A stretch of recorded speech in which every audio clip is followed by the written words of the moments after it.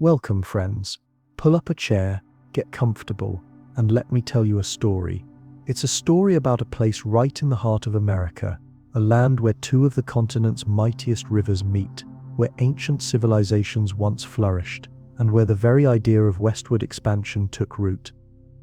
This is Missouri, and tonight we're going to wander through its centuries together, taking our time, letting the tale unfold at its own pace. Picture, if you will, a landscape of gentle hills and fertile valleys. Imagine rivers so wide they seem like inland seas, forests so dense they swallow the horizon, and prairies stretching endlessly under vast skies. This place has been home to countless souls across thousands of years. Each generation left its mark, and those marks, layer upon layer, created the Missouri we know today. But to understand this state, we need to go back, way back, to a time when the land itself was still waking from an age of ice. Before we start, I'd love to know something. If you actually live in the USA, which state are you listening from, and what time is it right now? Perhaps you actually live in Missouri, and the history of your home state has significant meaning for your life. Maybe you've even come across artifacts from ancient times, or stories passed down through generations that connect you more deeply to the land. I'd love to hear your stories in the comments below.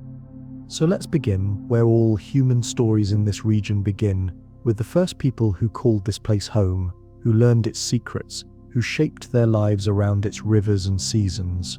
Long before there were borders, before there were states or nations, before anyone had even conceived of calling this place Missouri, there were people here. They arrived as the great ice sheets retreated northward, following the animals that sustained them.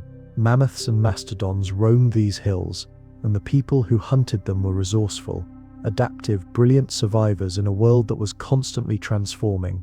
Think about what it must have been like, moving through a landscape that was emerging from an ice age. The climate was different then, cooler and wetter. The vegetation was unlike what we see today.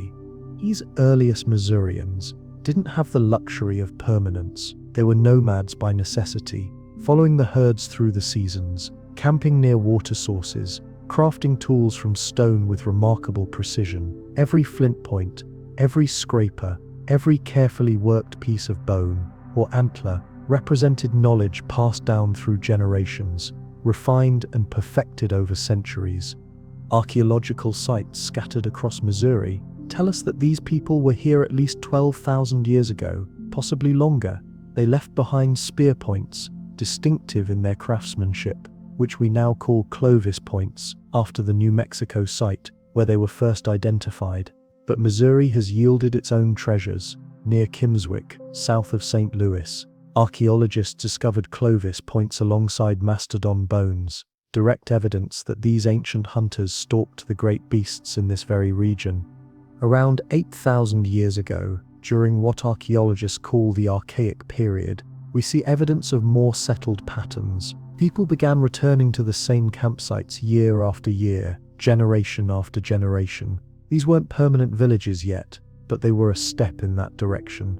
The rivers, especially the Missouri and the Mississippi, became highways and larders, providing transportation, food, and fresh water. Life organized itself around these waterways in ways that would persist for thousands of years. As millennia passed, the megafauna gradually disappeared. The mammoths and mastodons went extinct. Whether from climate change, human hunting, or some combination of factors we're still debating, but the people adapted, as humans always do. They shifted their focus to smaller game: deer, elk, bear, turkey. They learned to exploit the rivers more efficiently, harvesting fish and freshwater mussels. They gathered nuts, seeds, roots, and berries with increasing sophistication, developing an intimate knowledge of which plants were edible, which were medicinal, which could be used for tools or shelter. And complexity is precisely what emerged next. Communities grew larger, social structures became more elaborate, trade networks extended hundreds of miles, bringing in exotic materials, copper from the Great Lakes, shells from the Gulf Coast, obsidian from the Rockies. People began constructing earthen mounds, architectural expressions of their cosmology, their social hierarchies, their connection to the landscape. Then, roughly 3,000 years ago, something remarkable began to happen. People in the river valleys started cultivating plants, not just gathering wild foods, but actively managing and encouraging certain species: sunflowers, goosefoot, marsh elder, squash. These native crops, domesticated right here in the eastern woodlands, allowed for more stable food supplies. With stability came population growth. With population growth came complexity. This brings us to one of the most fascinating chapters in Missouri's ancient history, a time when the region was home to a civilization that rivaled anything in North America, a place so extraordinary that when European settlers first encountered its ruins centuries later, they couldn't believe Native Americans had built it. The most striking features of Cahokia were, and still are, its mounds. More than 120 earthen mounds once defined the cityscape, though many have been lost to agriculture and development over the centuries. The largest, Monk's Mound, is a staggering testament to organized labor and engineering prowess. It covers more than 14 acres at its base and rises in 4 terraces to a height of about 100 feet. To put that in perspective, it's the largest prehistoric earthen structure in the Americas north of Mexico. Cahokia emerged around 1050 CE and quickly grew into something unprecedented. At its peak, somewhere around 1100 CE, between 10 and 20,000 people lived there. Let that sink in for a moment. 20,000 people in the heart of North America, centuries before Columbus. This wasn't a village or a large town. This was a city, complete with monumental architecture, sophisticated urban planning, and a complex social hierarchy. Just across the Mississippi River from where St. Louis stands today, in what is now southwestern Illinois, rose the city of Cahokia. Now, I know technically Cahokia isn't in Missouri, but its influence on the Missouri side of the river was so profound, so transformative, that we cannot tell Missouri's story without understanding Cahokia. Besides, the people of Cahokia didn't recognize our modern state boundaries. To them, the entire region was interconnected, part of a vast cultural sphere. The mounds served various purposes. Some were platforms for buildings, particularly structures associated with the elite and religious ceremonies. Others were burial mounds, containing the remains of important individuals along with elaborate grave goods. Still others may have been ceremonial or symbolic, part of a larger cosmological landscape that we're only beginning to understand. Imagine the effort required to build such a monument. Workers carried soil in baskets, one load at a time, from borrow pits scattered around the site. Millions upon millions of cubic feet of earth, moved by human muscle, shaped into platforms that would host temples and elite residences. The construction must have taken years, probably decades, and required coordination on a massive scale. Someone had to organize the labor, feed the workers, maintain social cohesion. This wasn't a tribal society in any simple sense. This was a state, with all the apparatus of power that implies. Around Monk's Mound, the city spread out in a carefully planned grid: residential areas, craft workshops, public plazas. One plaza alone covered more than 40 acres, larger than 35 football fields, a space for gatherings, ceremonies, markets, games. We know the people of Cahokia played chunky, a game involving a disc-shaped stone rolled across the ground, while players threw spears to land near where it stopped. The game was immensely popular throughout the region, and archaeologists have found chunky stones at sites across the Mississippi Valley. Cahokia was also protected. Around the central precinct, workers erected a massive wooden stockade, a palisade wall that must have required thousands of logs. This wasn't purely ceremonial. The fact that the wall was rebuilt several times suggests ongoing concerns about defense, or at least a desire to mark boundaries and control access to the city's sacred core. The city became a magnet, drawing people from hundreds of miles around. Trade goods flowed in and out: mica from the Appalachians, copper from Lake Superior, shells from the Gulf Coast. Cahokian artisans crafted elaborate items: copper plates, embossed with intricate designs, ceremonial flint blades, too delicate for practical use, pottery in distinctive styles. These objects weren't just functional, they carried meaning, status, power. What made Cahokia possible? The Mississippi River Valley, offered incredibly rich agricultural land. The people of Cahokia cultivated corn, beans, and squash, the famous three sisters that were the foundation of agriculture across much of native North America. Corn, in particular, had recently been introduced from Mexico and Central America, and it revolutionized food production. Suddenly, farmers could produce significant surpluses, enough to feed specialists who didn't grow their own food, craftspeople, priests, administrators, warriors. Religion permeated Cahokian life, as it did throughout the Mississippian world. The cosmology of these people was complex, centered around concepts of an upper world, a lower world, and the world of humans in between. The mounds themselves may have been seen as sacred mountains, places where these worlds came closer together, where the elite could communicate with spirits and ancestors. We see evidence of this worldview in the art that survived: falcons, serpents, crosses within circles, weeping eyes. Each symbol loaded with significance we can only partially recover. But Cahokia's influence extended far beyond its walls. On the Missouri side of the river, smaller mound centers emerged, clearly connected to Cahokia culturally and probably politically. Some archaeologists believe Cahokia exerted direct control over these satellite communities, while others see them as independent polities that participated in a broader Mississippian cultural sphere. Either way, Missouri's river valleys hummed with activity during Cahokia's florescence. Then, somewhat mysteriously, Cahokia began to decline. By 1200 CE, the population was dropping. By 1350, the great city was largely abandoned. What happened? We don't know for certain, and that uncertainty is part of what makes it so fascinating. Environmental degradation might have played a role. Feeding such a large population would have required intensive agriculture, possibly depleting the soil. The surrounding forests would have been heavily exploited for timber, both for construction and for fuel. Climate change may have been a factor. We know there was a period of cooler, drier weather in the 13th century that could have reduced crop yields. Social upheaval was probably part of the story as well.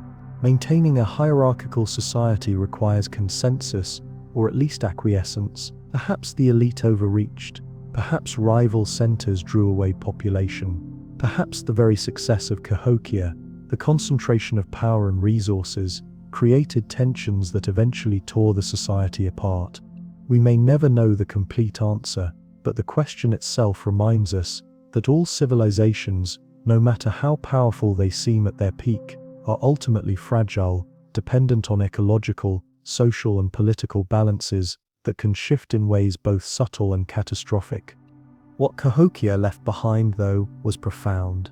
The Mississippian cultural tradition it exemplified influenced communities throughout the Mississippi and Missouri River valleys for centuries. Even after Cahokia itself declined, people continued building mounds, practicing intensive agriculture, participating in long-distance trade networks. The landscape itself bore witness to what had been accomplished. Those massive earthworks didn't simply vanish, they remained silent monuments to a sophisticated past. By the time European explorers arrived in the region in the 17th century, Cahokia had been abandoned for 300 years. The mounds were still there, overgrown with trees and grass, but the descendants of the Mississippian peoples had reorganized into different societies, different political formations. Yet the legacy persisted in subtle ways, in agricultural practices, in trade routes, in oral traditions that remembered, however dimly, the achievements of ancestors. So when we think about Missouri's history, it's essential to start here with these deep roots.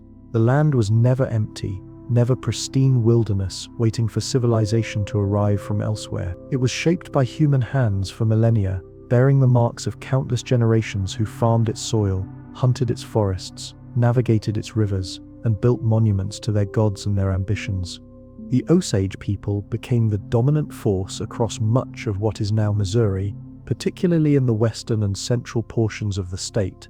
Their name for themselves was Ni-U-Konska, Children of the Middle Waters, a fitting designation for a people whose territory encompassed some of the most important waterways on the continent. The Osage were formidable warriors, skilled hunters, and shrewd traders who understood how to navigate the complex world of intertribal relations.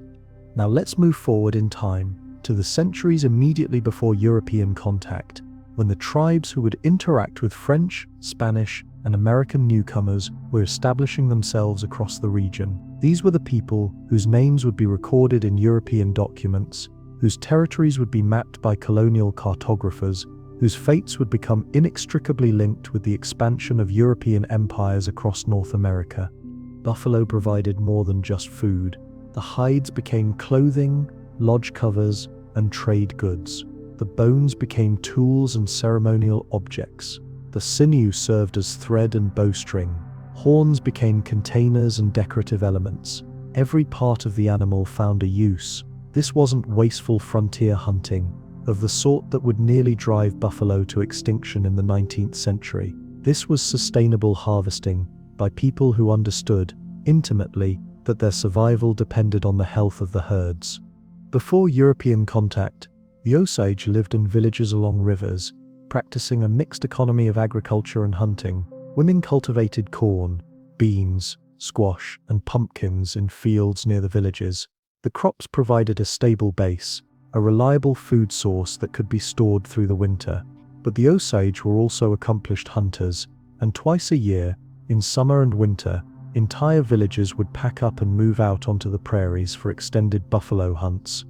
These hunts were major undertakings, requiring organization, cooperation, and careful planning. Hundreds of people would travel together, families and kin groups moving in a coordinated procession across the grasslands. When they located a buffalo herd, hunters would coordinate their approach, sometimes using fire to drive the animals, sometimes relying on their knowledge of buffalo behavior to position themselves for optimal kills. The harvest was communal, with meat, hides, and other products distributed according to well-established social protocols. Leadership among the Osage was based on both heredity and merit. Chiefs inherited their positions through specific lineages, but they maintained authority through their ability to provide for their people, through their wisdom, through their skill in warfare and diplomacy. A chief who failed to live up to expectations could find his influence waning, his people looking elsewhere for leadership. This created a system that balanced tradition with performance, continuity with adaptability. The Osage social structure was complex and carefully organized.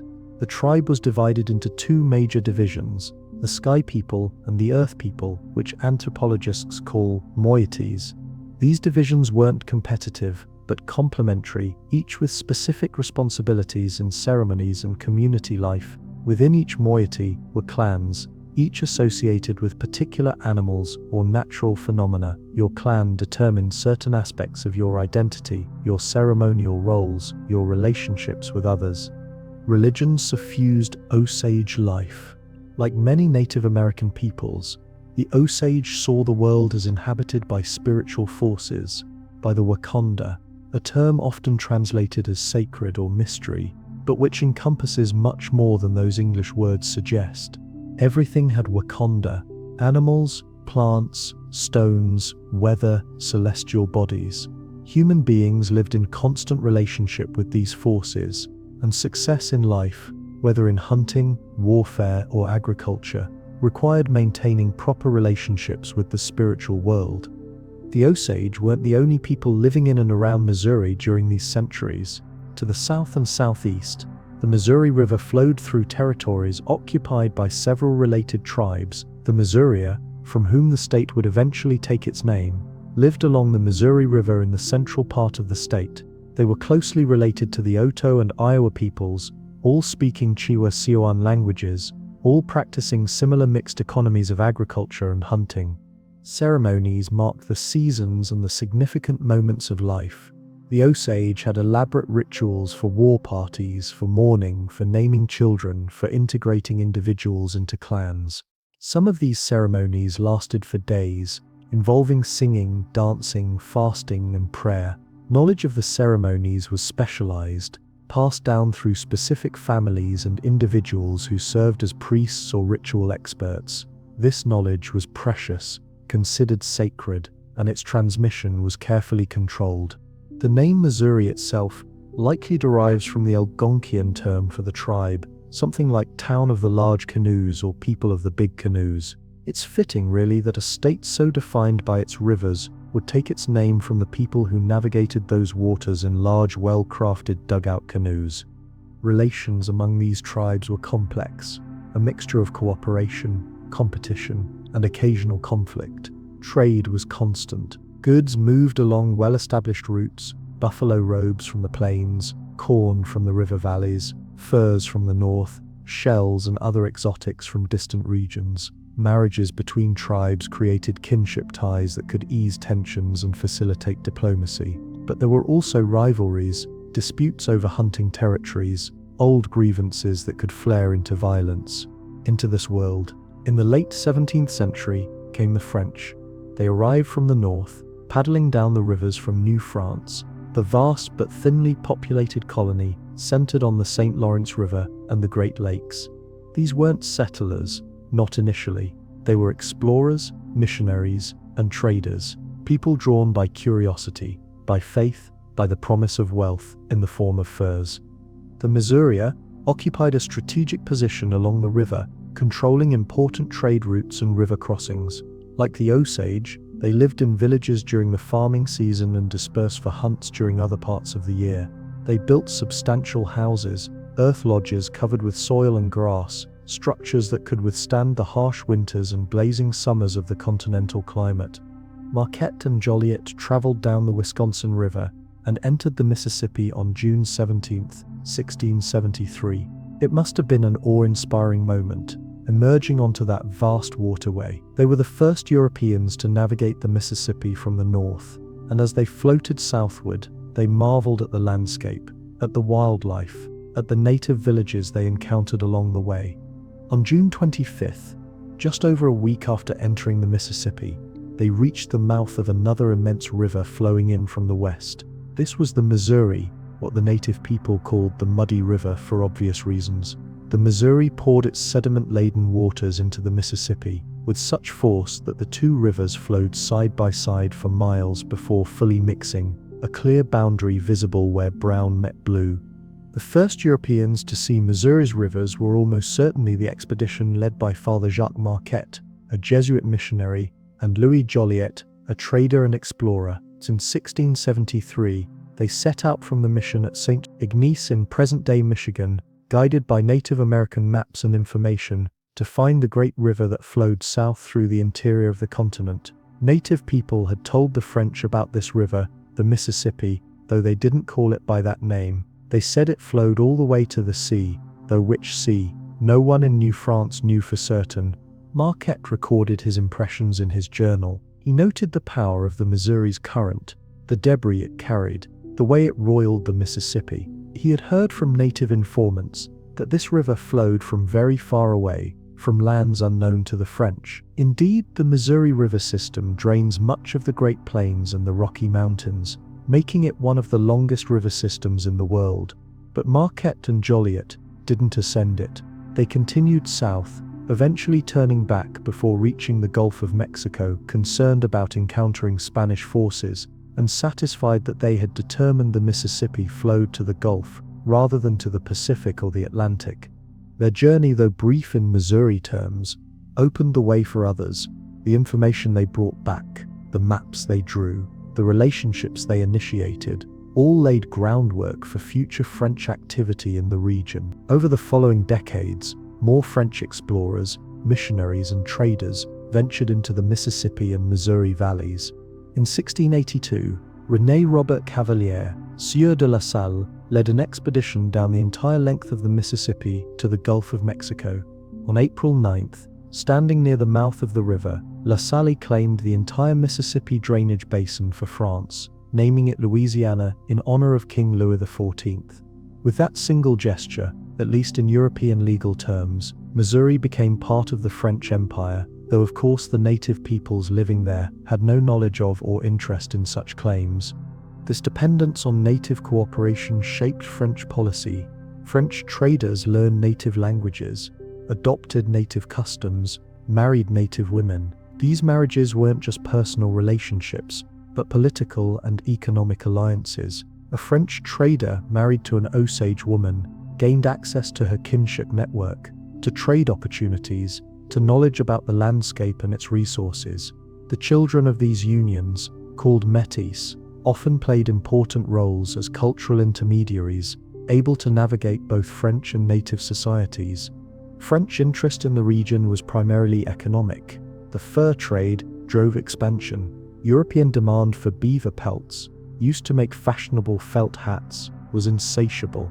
The best furs came from the cold north, where animals grew thick winter coats, but there was money to be made throughout the region. French traders, called coureurs de bois, runners of the woods, paddled up rivers, portaged between watersheds, and established relationships with native trappers and hunters. The French approach to colonization differed significantly from the English model that dominated the Atlantic seaboard.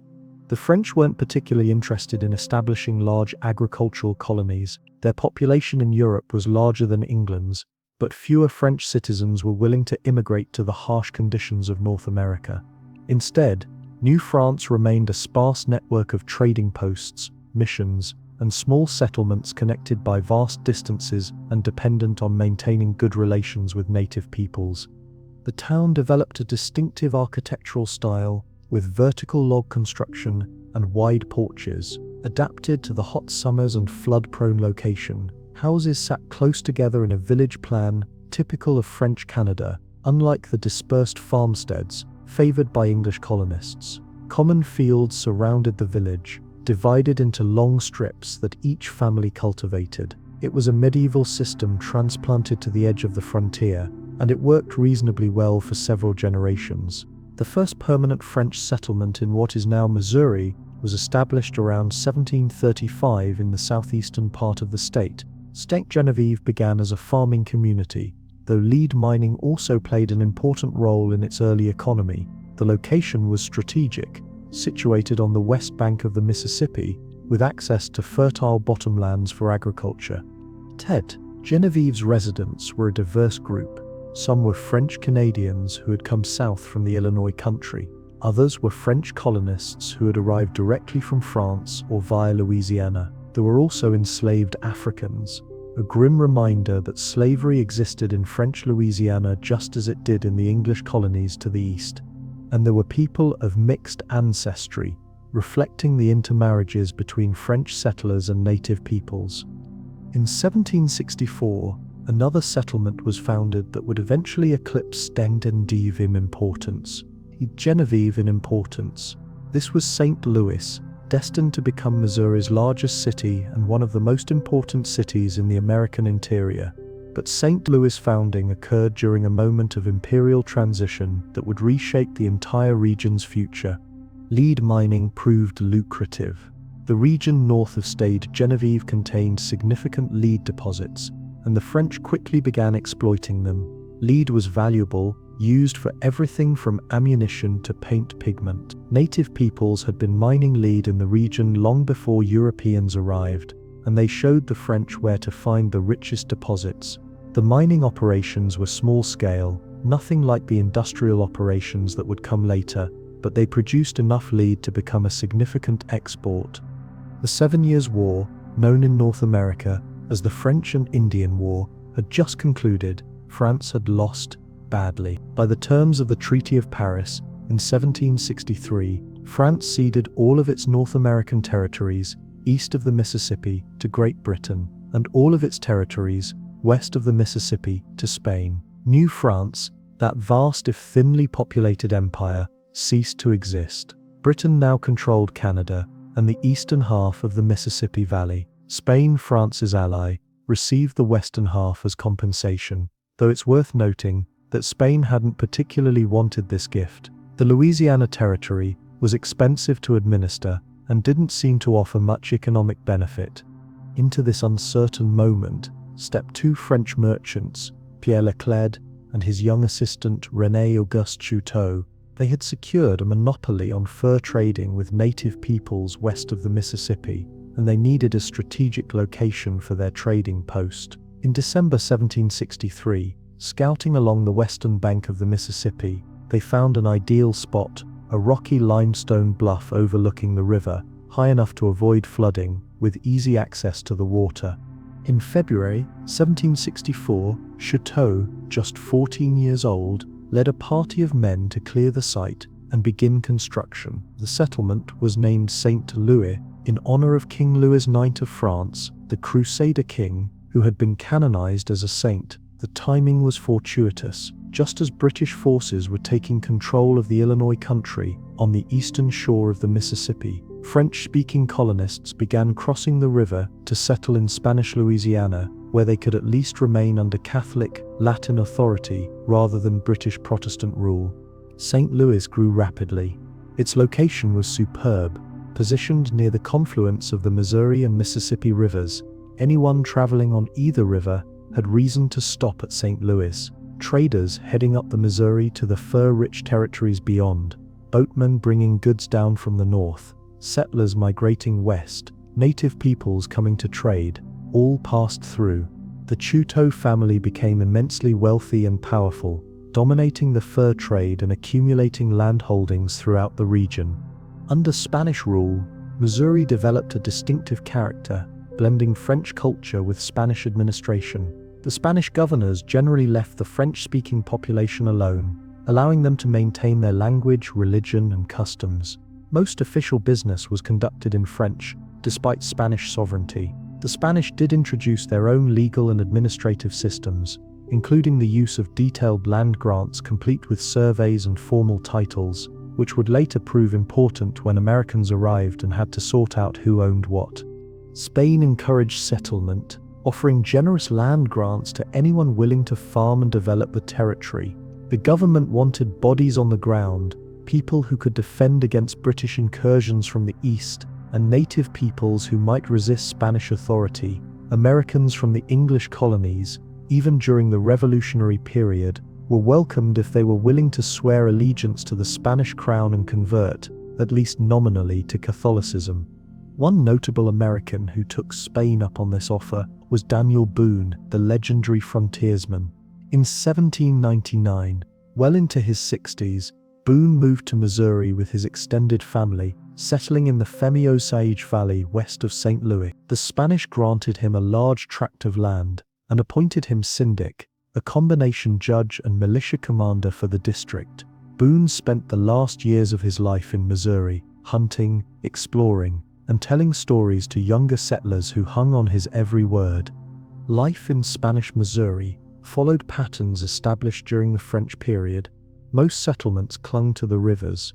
Agriculture focused on corn, wheat, and vegetables, with families producing most of what they needed for subsistence. Larger-scale tobacco cultivation began in some areas, particularly along the Missouri River. Slavery expanded as well, with enslaved African Americans forced to work in fields and mines, in homes and workshops. Relations between European settlers and native peoples during this period were complex and often tense. The Osage in particular maintained their power and independence. They controlled access to the Western Plains and demanded that traders pay for the privilege of passing through Osage territory. Spanish officials tried various strategies to manage the Osage, including establishing a fort on the Osage River, but the Osage were too powerful, too well organized, and too familiar with the landscape to be easily controlled.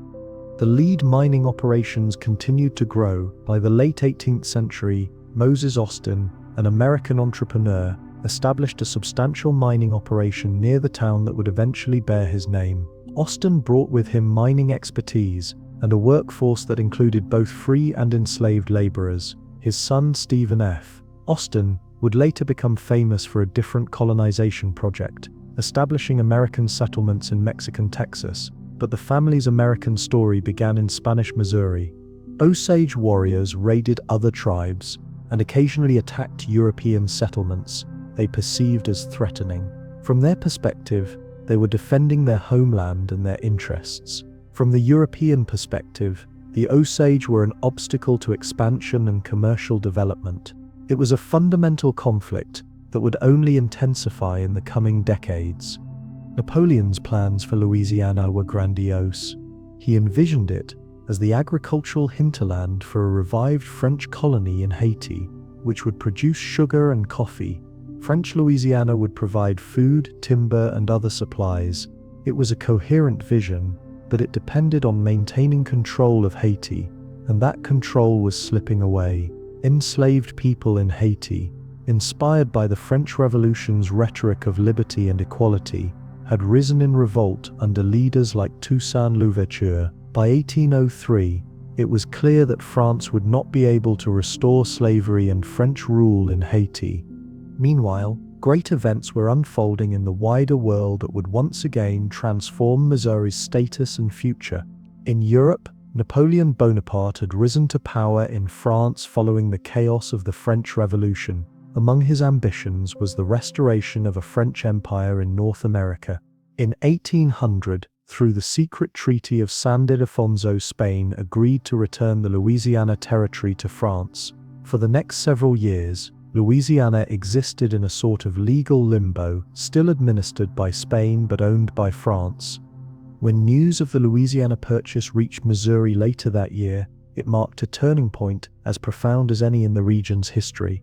After being governed by France for 8 decades, and Spain for 4, Missouri was now part of the United States. A new flag would fly over St. Louis and Stec, Genevieve. New laws, new languages, new people, new ideas, all would pour into the territory in numbers that would have been unimaginable just a few years earlier.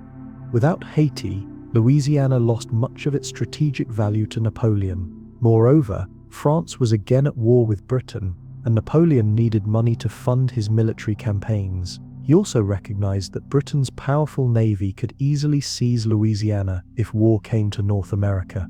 Better to sell it to the Americans, he reasoned, and gain both funds and a potential counterweight to British power on the continent.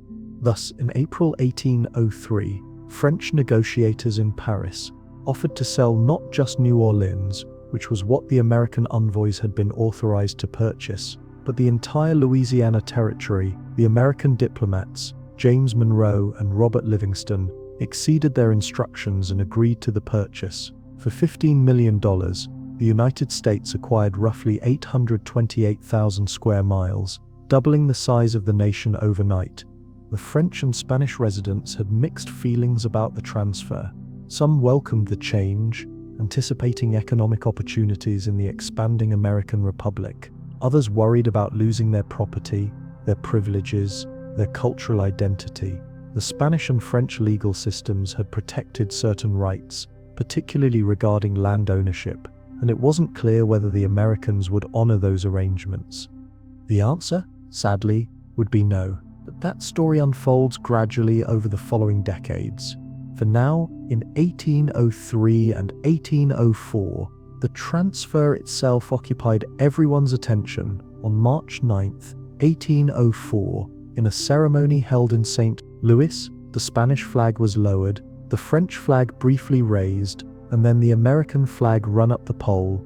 Captain Amos Stoddard, representing the United States, officially took possession of Upper Louisiana. Missouri was American. Native peoples watched these developments with deep concern. The transfer of paper sovereignty from one European power to another meant little to them directly, but they understood that the Americans were different from the French and Spanish. The British colonists, now Americans, had a reputation for insatiable hunger for land, for pushing native peoples aside rather than trading and coexisting with them. The Osage and other tribes had maintained substantial autonomy under French and Spanish rule. Would that continue under the Americans? President Thomas Jefferson had several reasons for pursuing the Louisiana Purchase beyond simply acquiring land. He was deeply curious about the western portion of the continent. What rivers flowed there? What mountains rose from the plains? What peoples lived in those distant regions? What resources might be exploited? What route might exist to the Pacific Ocean? Jefferson was a man of the Enlightenment, passionate about knowledge, and he saw the Louisiana Purchase as an opportunity to answer these questions. The expedition, officially called the Corps of Discovery, but known to history as the Lewis and Clark Expedition, spent the winter of 1803 to 1804 at Camp Dubois on the Illinois side of the Mississippi, just across from the mouth of the Missouri River. The men trained, gathered supplies, and prepared for what they knew would be an arduous journey into unknown territory. Even before the purchase was finalized, Jefferson had been planning an expedition to explore the Western Territories. Now that Louisiana belonged to the United States, such an expedition became a matter of national interest and priority. Jefferson selected his personal secretary, Meriwether Lewis, to lead the expedition. Lewis in turn chose William Clark, a veteran military officer and younger brother of Revolutionary War hero George Rogers Clark, to serve as co-commander. The Missouri River was not an easy watercourse to navigate. It was wide, swift, muddy, and full of hazards. Sandbars shifted constantly. Submerged logs called sawyers could punch holes in boats. The current was so strong that the men had to pole, paddle, and tow the boats upstream, exhausting labor under the hot sun. They made slow progress, perhaps 10 or 15 miles on a good day. As they traveled, they passed French and American settlements along the lower Missouri. At St. Charles, the last substantial European settlement they would encounter, they stopped for final preparations. Then they continued westward, up the river, past lands that would soon be carved into farms and towns, but which in 1804 remained the domain of the Osage and other native nations. On May 14th, 1804, the expedition officially began. The corps loaded their boats and pushed off into the Missouri River, beginning an ascent that would take them to the Pacific and back. Missouri was the starting point, the gateway to the West, the last threshold of American settlement. Everything beyond was frontier, terra incognita, at least in terms of American geographical knowledge.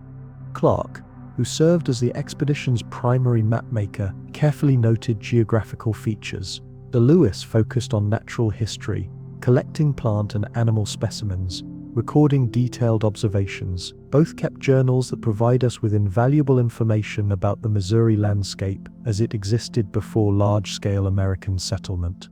The Corps of Discovery spent months traveling through what is now Missouri, from May through September 1804. They encountered no major disasters during this leg of the journey, though there were challenges. The heat was oppressive. Mosquitoes tormented them. Some men became ill. There were occasional tense moments with native peoples, though no violence erupted. The Osage and Missouri tribes were curious about these newcomers and their intentions, willing to talk but wary of potential threats to their interests. By late June, they reached the mouth of the Kansas River, marking the western boundary of what would eventually become Missouri. From there they continued north along the Missouri, into present-day Nebraska and beyond. Their journey would take them to the Pacific Ocean and back, consuming more than 2 years and covering roughly 8,000 miles.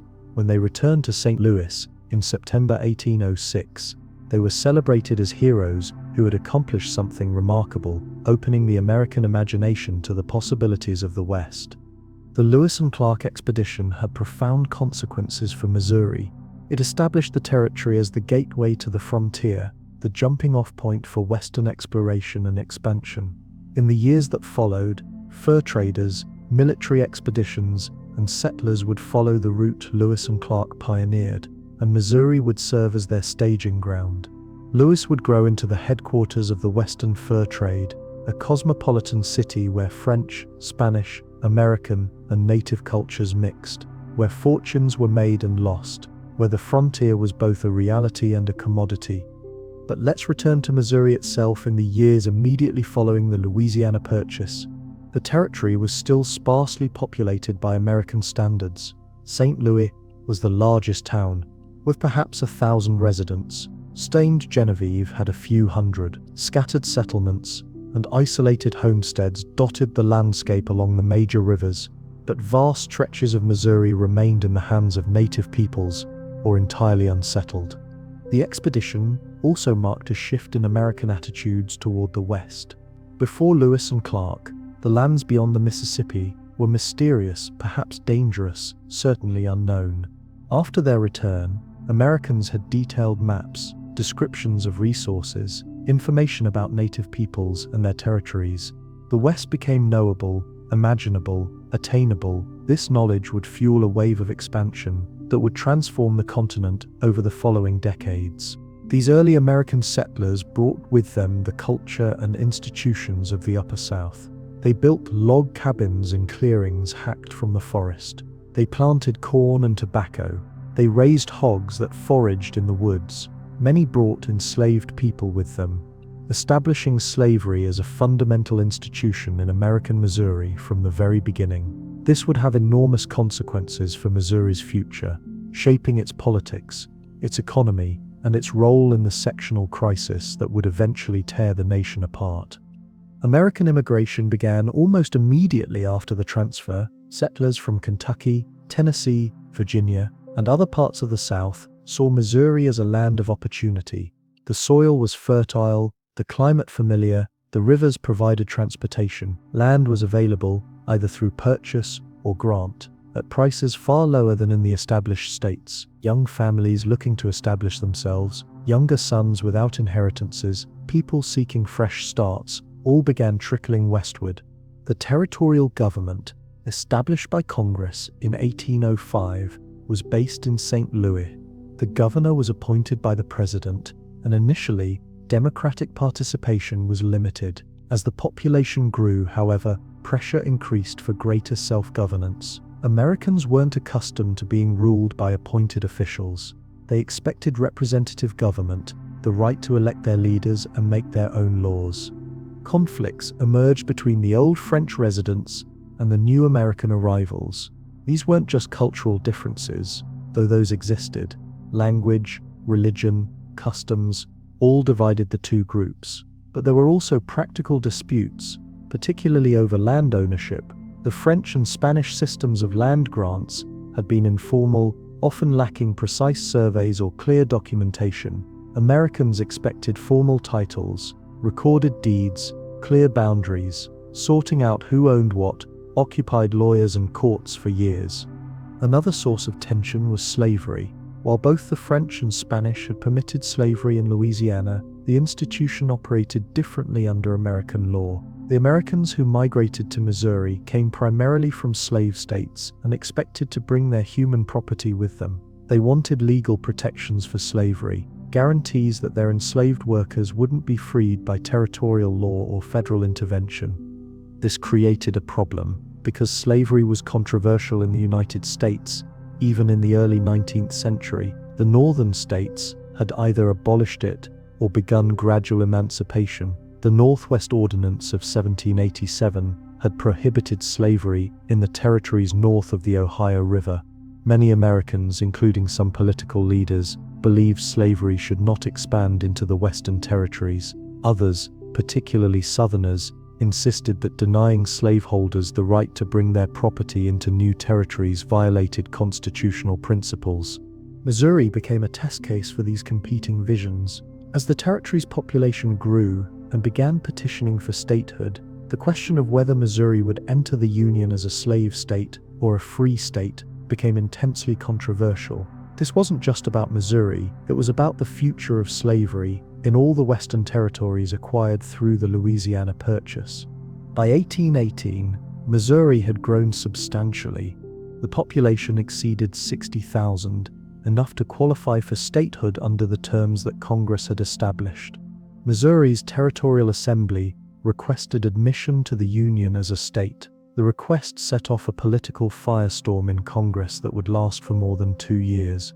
The controversy centered on slavery, but it reflected deeper anxieties about power and the future direction of the nation. In 1819, there were 11 free states and 11 slave states, a perfect balance that gave each section equal representation in the Senate. Admitting Missouri as a slave state would tip that balance in favor of the South.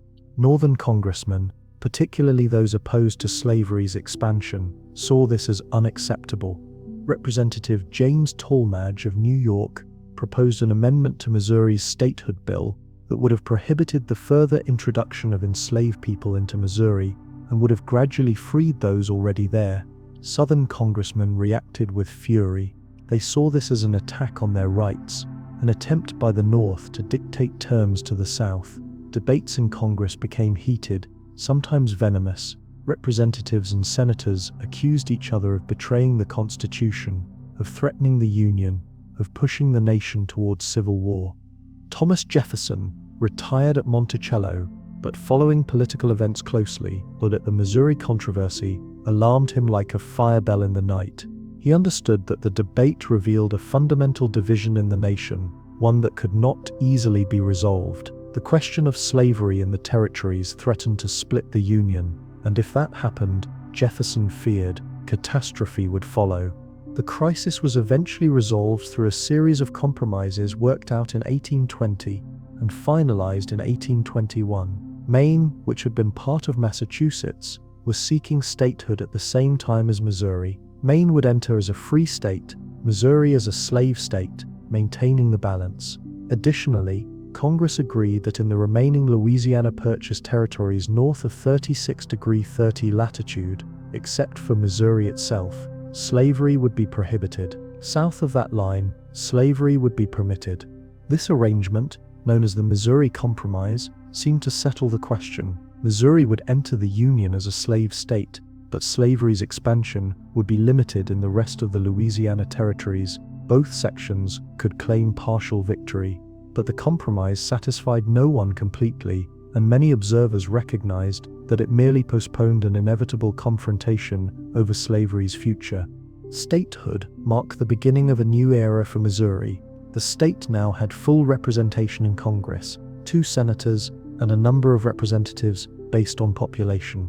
Missourians could govern themselves, write their own laws, control their own affairs within the limits established by the federal Constitution. The population continued to grow rapidly, drawn by the promise of land and opportunity. Missouri officially became the 24th state on August 10, 1821. The new state's constitution protected slavery and actually included provisions that would have prohibited free black people from entering Missouri. This latter provision created a new controversy, as it seemed to violate the Constitution's guarantee that citizens of one state could travel freely to other states. Eventually, Missouri agreed to language stating that nothing in its constitution would be construed to deny federal constitutional rights, though this satisfied few people and would remain a point of contention. The 1820s and 1830s were decades of expansion and development. Settlers pushed into every corner of the state, establishing farms, mills, and towns. The rivers remained the primary highways, with steamboats increasingly replacing earlier forms of water transport. The arrival of steamboat technology in the 1810s revolutionized river commerce. These powerful vessels could travel upstream against the current, making round trips feasible and economical. Suddenly, goods could move more quickly and reliably between St. Louis and upstream communities. Life on the rivers had its own rhythm and culture. Riverboat captains were legendary figures, men who knew every sandbar and channel, every landing and woodyard. Pilots, the specialists who actually navigated the vessels, commanded high salaries and enormous respect. Their knowledge of the rivers was intimate, detailed, constantly updated as floods and droughts changed the channels. Steamboats were marvels of their age, floating palaces powered by steam engines that drove great paddle wheels. The boats varied in size and luxury. Some were working vessels, cargo haulers that moved agricultural products, furs, lead, and other goods to market. Others were passenger boats, offering accommodations that ranged from cheap deck passage to luxurious staterooms with fine dining and entertainment. Mark Twain, born Samuel Clemens in Florida, Missouri in 1835, and raised in Hannibal on the Mississippi, would later immortalize this river culture in his writings. As a young man, Twain worked as a steamboat pilot, learning the Mississippi from St. Louis to New Orleans. His pen name, Mark Twain, came from the riverboat call, meaning 2 fathoms deep, safe water. His novels, particularly Life on the Mississippi and The Adventures of Huckleberry Finn, captured the vitality, the danger, and the moral complexity of antebellum Missouri and the broader river world. Hannibal itself was typical of the river towns that sprouted along Missouri's watercourses during this period. Founded in 1819, it grew as a shipping point for agricultural products from the surrounding countryside. By the 1840s, it was a bustling town with warehouses, stores, churches, and homes. Young Sam Clemens roamed its streets and the riverfront, absorbing the sights and sounds that would later appear in his fiction. But river commerce, as vital as it was, faced limitations. Rivers didn't go everywhere. The Missouri and Mississippi provided north-south transportation, and their tributaries extended the network to some degree, but much of the state remained difficult to access. Roads were poor, little more than muddy tracks that became impassable in wet weather. Moving goods by wagon was slow and expensive. Missouri needed better transportation infrastructure if it was going to realize its economic potential. The first major improvement came with the construction of plank roads and eventually macadamized roads that could handle wagon traffic year-round. Towns and counties invested in these projects, understanding that good roads meant better access to markets. Louis, as the state's commercial center, benefited from roads that connected it to the interior, allowing farmers and merchants to bring their goods to the city for shipment downriver. But the real transportation revolution came with railroads. The first railroads in Missouri were built in the 1850s, and within 2 decades, they transformed the state's economy and geography. Railroads could go anywhere, engineers could lay track. They weren't limited by rivers or waterways. They operated year-round, unaffected by ice that froze rivers in winter or low water that made navigation treacherous in summer. Kansas City, which hardly existed in 1850, exploded into importance once railroads reached it. Located on the Missouri River, at the edge of the plains, Kansas City became a jumping-off point for westward migration and a hub where eastern rail lines connected with western routes. Cattle drives from Texas ended at Kansas City railheads, where longhorns were loaded onto trains and shipped to eastern markets. Grain from the prairies flowed through Kansas City elevators. The city's meatpacking industry grew to rival Chicago's. Agriculture remained the foundation of Missouri's economy throughout the 19th century. The state's farmers produced a diverse array of crops and livestock. Corn was the staple, grown on nearly every farm, fed to hogs and cattle, ground into meal for human consumption. Wheat cultivation expanded in the northern counties. Tobacco remained important in the Missouri River Valley, where the climate and soil suited it. St. Louis, meanwhile, worked to maintain its position as the state's leading city. The completion of Eads Bridge in 1874, the first bridge to span the Mississippi at St. Louis, was a triumph of engineering and a crucial link that allowed railroad traffic to flow easily between the east and the west. The bridge, designed by James Buchanan Eads, was a marvel. 3 steel arches, each more than 500 feet long, carrying both rail and vehicular traffic high above the river. Hemp production became significant in the decades before the Civil War. Hemp fiber was used to make rope, particularly for ships and riverboats. Missouri's climate was ideal for hemp cultivation, and the crop required intensive labor, which meant enslaved people performed most of the work. By 1850, Missouri was the second largest hemp-producing state in the nation, behind only Kentucky. Slavery cast a long shadow over antebellum Missouri. While Missouri never had as many enslaved people as the Deep South states, slavery was nonetheless central to the state's economy and society. By 1860, there were approximately 115,000 enslaved people in Missouri, constituting about 10% of the state's total population. They worked in agriculture, in lead mines, on riverboats, in homes and businesses. Some were hired out by their owners, working for wages that went not to them but to the people who claimed to own them. Enslaved people in Missouri came from various backgrounds.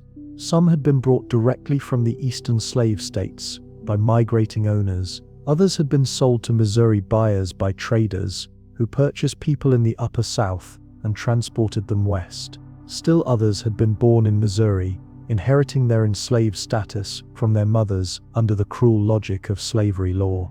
Their lives were marked by hardship, exploitation, and the constant threat of family separation. Missouri's position as a border state meant that the possibility of escape to free territory was tantalizing but dangerous. The Ohio River was far away, but Illinois was just across the Mississippi, free soil under the Northwest Ordinance. Some enslaved people attempted to escape across the river. Others tried to reach Iowa or Kansas. Most who tried were recaptured, facing punishment that could be severe. But some succeeded, finding freedom and new lives in the North. Free black people also lived in Missouri, though their numbers were small and their legal status precarious. Missouri law restricted their rights severely.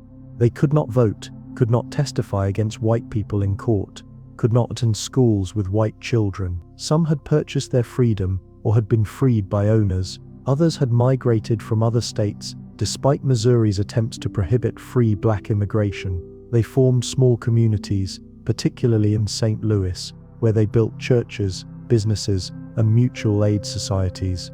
The presence of slavery made Missouri a southern state culturally and politically. Despite its geographical position, most white Missourians who thought about slavery at all defended it, some enthusiastically, others pragmatically. They saw it as essential to the state's economy, or they believed the racist ideologies that justified treating human beings as property. Even many white Missourians who didn't own enslaved people supported the institution, fearing economic competition from free black labor or believing in white supremacy. But Missouri was also culturally diverse in ways that made it different from the Deep South. German immigrants began arriving in significant numbers in the 1830s and especially in the 1840s, fleeing political upheaval and economic hardship in Europe. Many were liberals who had supported the failed revolutions of 1848 and had to flee when conservative forces regained power. These 48ers brought with them opposition to slavery and aristocracy, support for Republican government and individual liberty. German communities formed in St. Louis and in rural areas, particularly in counties along the Missouri River west of St. Louis. They established German-language newspapers, churches, schools, and social clubs. They maintained their language and many of their customs while also embracing American identity. Their presence added another layer to Missouri's cultural complexity. Irish immigrants also arrived in substantial numbers, particularly in the 1840s during and after the Great Famine. They tended to settle in cities, working in construction, on the docks, and in various trades. Irish Catholics faced discrimination from Protestant Americans, but they persevered, building parishes and communities that would remain strong for generations. This cultural diversity created tensions, but also a cosmopolitan atmosphere, particularly in St. Louis. The city had French and Spanish roots, a substantial German population, growing Irish and other immigrant communities, African Americans both enslaved and free, and Americans from various parts of the country. It was a babel of languages, a mixing of cuisines, a collision of customs. Some residents embraced this diversity, others resented it, but everyone had to navigate it. By the 1850s, Missouri was prosperous and growing, but the national crisis over slavery was intensifying. The Compromise of 1850 had tried to settle disputes arising from the Mexican-American War and the admission of California, but it satisfied no one completely. The Fugitive Slave Act, part of the compromise, required Northerners to assist in capturing and returning escaped enslaved people, enraging many who opposed slavery. Meanwhile, white Southerners felt besieged, convinced that the North was determined to destroy slavery and their way of life. The Kansas-Nebraska Act of 1854 reignited the controversy by opening Kansas and Nebraska territories to slavery through popular sovereignty, letting settlers vote on whether to permit slavery. This effectively repealed the Missouri Compromise, which had prohibited slavery north of 36°30. The result was chaos in Kansas as pro-slavery and anti-slavery settlers rushed in, each side determined to control the territorial government. Violence erupted with raids, murders, and guerrilla warfare, earning the territory the nickname Bleeding Kansas.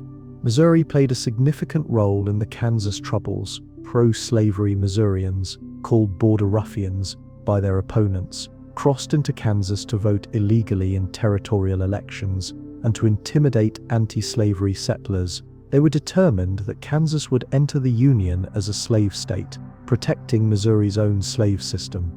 The thought of a free state on their western border alarmed Missouri slaveholders, who feared it would become a haven for escaped enslaved people and a base for abolitionist activity. Anti-slavery settlers in Kansas fought back, and violence spiraled. John Brown, a radical abolitionist, led raids that killed pro-slavery settlers. Pro-slavery forces sacked the Free State town of Lawrence. The federal government seemed paralyzed, unable or unwilling to restore order. For many Americans, Kansas became a preview of what might happen if the slavery question wasn't resolved peacefully. As the 1850s progressed, the national political system fractured. The Whig Party collapsed, unable to maintain unity across sectional lines. The new Republican Party, founded in 1854, opposed slavery's expansion into the territories. Southern Democrats defended slavery as a positive good. Missouri Democrats were divided, some aligned with Southern Democrats, others with Northern Democrats who supported popular sovereignty. The Dred Scott case, decided by the Supreme Court in 1857, added fuel to the fire. Scott was an enslaved man who had lived in Missouri but had been taken by his owner to Illinois and then to Wisconsin Territory, both free jurisdictions under federal law. After returning to Missouri, Scott sued for his freedom, arguing that his residence in free territory had made him free. The case wound through courts for years before reaching the Supreme Court. Chief Justice Roger Taney's majority opinion was a disaster for the anti-slavery cause and for sectional peace. Taney ruled that black people, whether enslaved or free, could not be citizens and therefore had no standing to sue in federal court. He further ruled that Congress had no constitutional authority to prohibit slavery in the territories, meaning the Missouri Compromise had always been unconstitutional. Slaveholders could take their human property anywhere in the federal territories, and neither Congress nor territorial legislatures could stop them. The decision outraged Republicans and many Northerners. If it stood, slavery could expand throughout the West. The federal government would be powerless to stop it. Some radicals began arguing that the Constitution itself was a pro-slavery document that should be rejected. Tensions that had been building for decades now seemed ready to explode. In 1860, Abraham Lincoln, the Republican candidate, won the presidency despite carrying no Southern states. His victory was purely sectional, proof that the North's growing population gave it the power to control the federal government without Southern support. To many white Southerners, this was intolerable. Before Lincoln could even take office, 7 Southern states seceded from the Union, forming the Confederate States of America. When Lincoln attempted to resupply a federal fort in Charleston Harbor, Confederate forces opened fire. The Civil War had begun. Missouri's position in this crisis was agonizing. The state's economy and many of its people were tied to the South. Slavery was legal and protected by state law. The Missouri's governor, Claiborne Fox Jackson, was a Southern sympathizer who wanted Missouri to join the Confederacy, but Missouri also had strong ties to the Union. Many residents, particularly the German immigrants in St. Louis, were staunchly pro-Union and opposed to slavery. The state's geographic position made it strategically vital. Whoever controlled Missouri would control the Mississippi and Missouri rivers and have a base for operations in the Western theater of the war. Governor Jackson called the state legislature into special session and proposed that Missouri secede, but before the legislature could act, Captain Nathaniel Lyon, commanding federal forces in St. Louis, moved decisively. Lyon was a zealous Unionist who had no intention of allowing Missouri to fall into Confederate hands. With the support of pro-Union militia, including the largely German Home Guard, Lyon surrounded a pro-secessionist militia encampment outside St. Louis and forced its surrender. When a mob gathered during the prisoners' march through the city, violence erupted and soldiers fired into the crowd, killing more than 24 civilians. The incident, known as the Camp Jackson Affair, polarized Missouri. Pro-Union forces now controlled St. Louis, but much of the rest of the state was sympathetic to the Confederacy, or at least hostile to federal authority. Governor Jackson fled the capital and began organizing a pro-Confederate state guard. Lyon led federal forces in pursuit. The two sides met at Wilson's Creek near Springfield in August 1861. The battle was a Confederate victory, and Lyon was killed, but the Confederates failed to follow up their success. Missouri would remain in Union hands, though contested for the next 4 years. Missouri became one of the most violent theaters of the Civil War, not because of major conventional battles, though several occurred, but because of guerrilla warfare. Pro-Confederate guerrillas, called bushwhackers, attacked Union outposts, supply lines, and settlements. Pro-Union militia, called Jayhawkers, in Kansas and Redlegs in Missouri, retaliated. The violence was personal, vicious, and often indiscriminate. Neighbors killed neighbors, communities were burned, families were torn apart. The guerrilla war reached its peak in 1863 and 1864.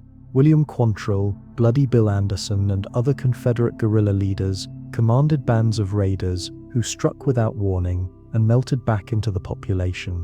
In August 1863, Quantrill's raiders attacked Lawrence, Kansas, a stronghold of anti-slavery sentiment, killing more than 150 men and boys and burning much of the town. It was one of the war's worst atrocities. Union authorities responded with harsh measures.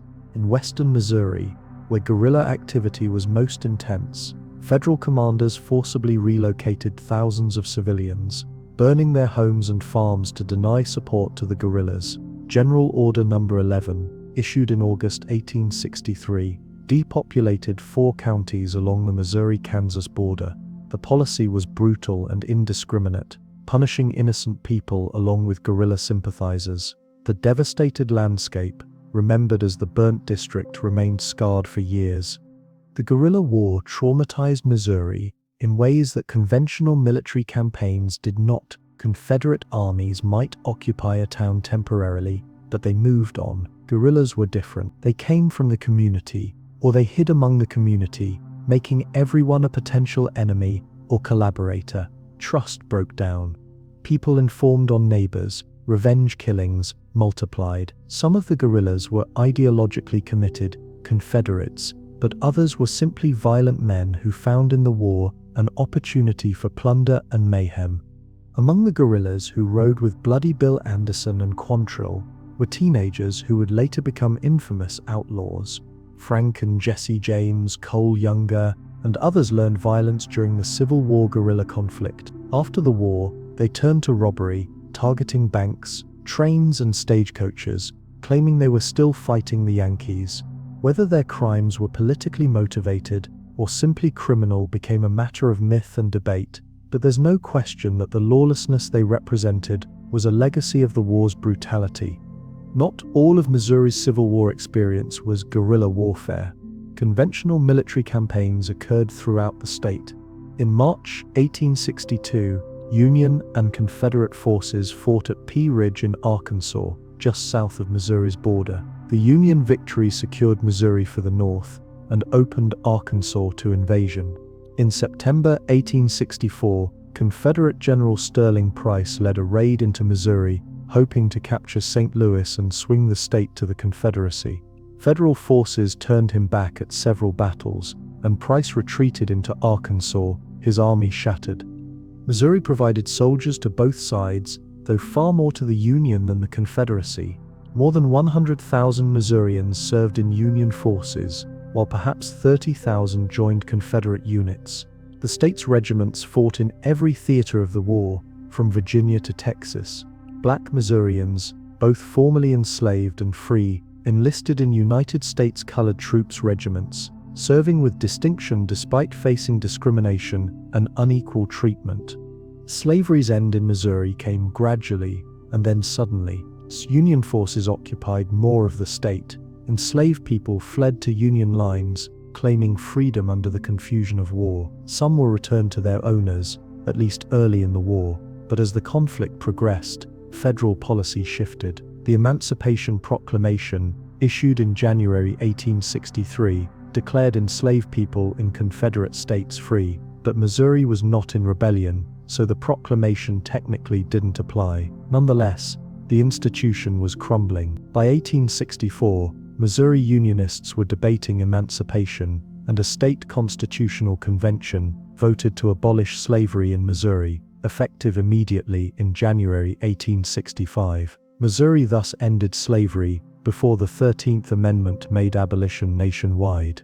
The war's end in April 1865 brought relief but not peace. Missouri was exhausted, divided, and bitter. Thousands had died in battles, in guerrilla raids, in prison camps. Communities were destroyed, the economy was disrupted. Families mourned their dead and nursed their wounded. The state faced an enormous task of reconstruction, not just physical but social and political. Missouri's reconstruction differed from the South's in important ways. Missouri had remained in the Union, so it wasn't subject to military occupation or the harsh congressional reconstruction imposed on former Confederate states. But Missouri's loyalists were determined to punish those who had supported the Confederacy. The state adopted a draconian loyalty oath, the Ironclad Oath, which required voters, teachers, lawyers, and clergy to swear they had never supported the rebellion in any way. Those who couldn't take the oath were effectively disenfranchised and barred from their professions. The Ironclad Oath created tremendous resentment.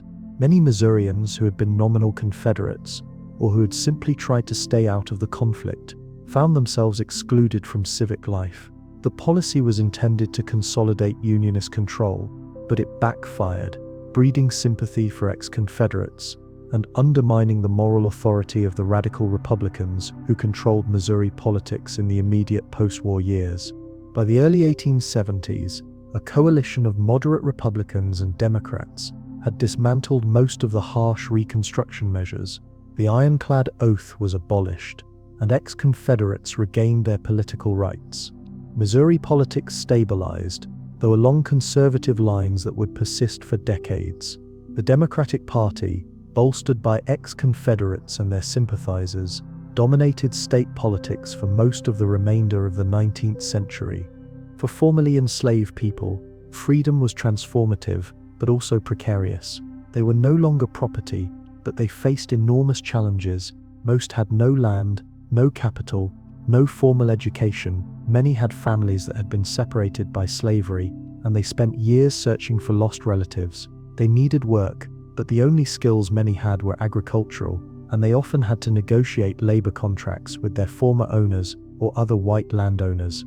Black Missourians created new institutions to support their communities. Churches were central, serving not just spiritual needs but also as schools, social centers, and political organizing spaces. The African Methodist Episcopal Church and Black Baptist churches grew rapidly in the post-war years. Schools for black children were established, often with support from northern missionary organizations.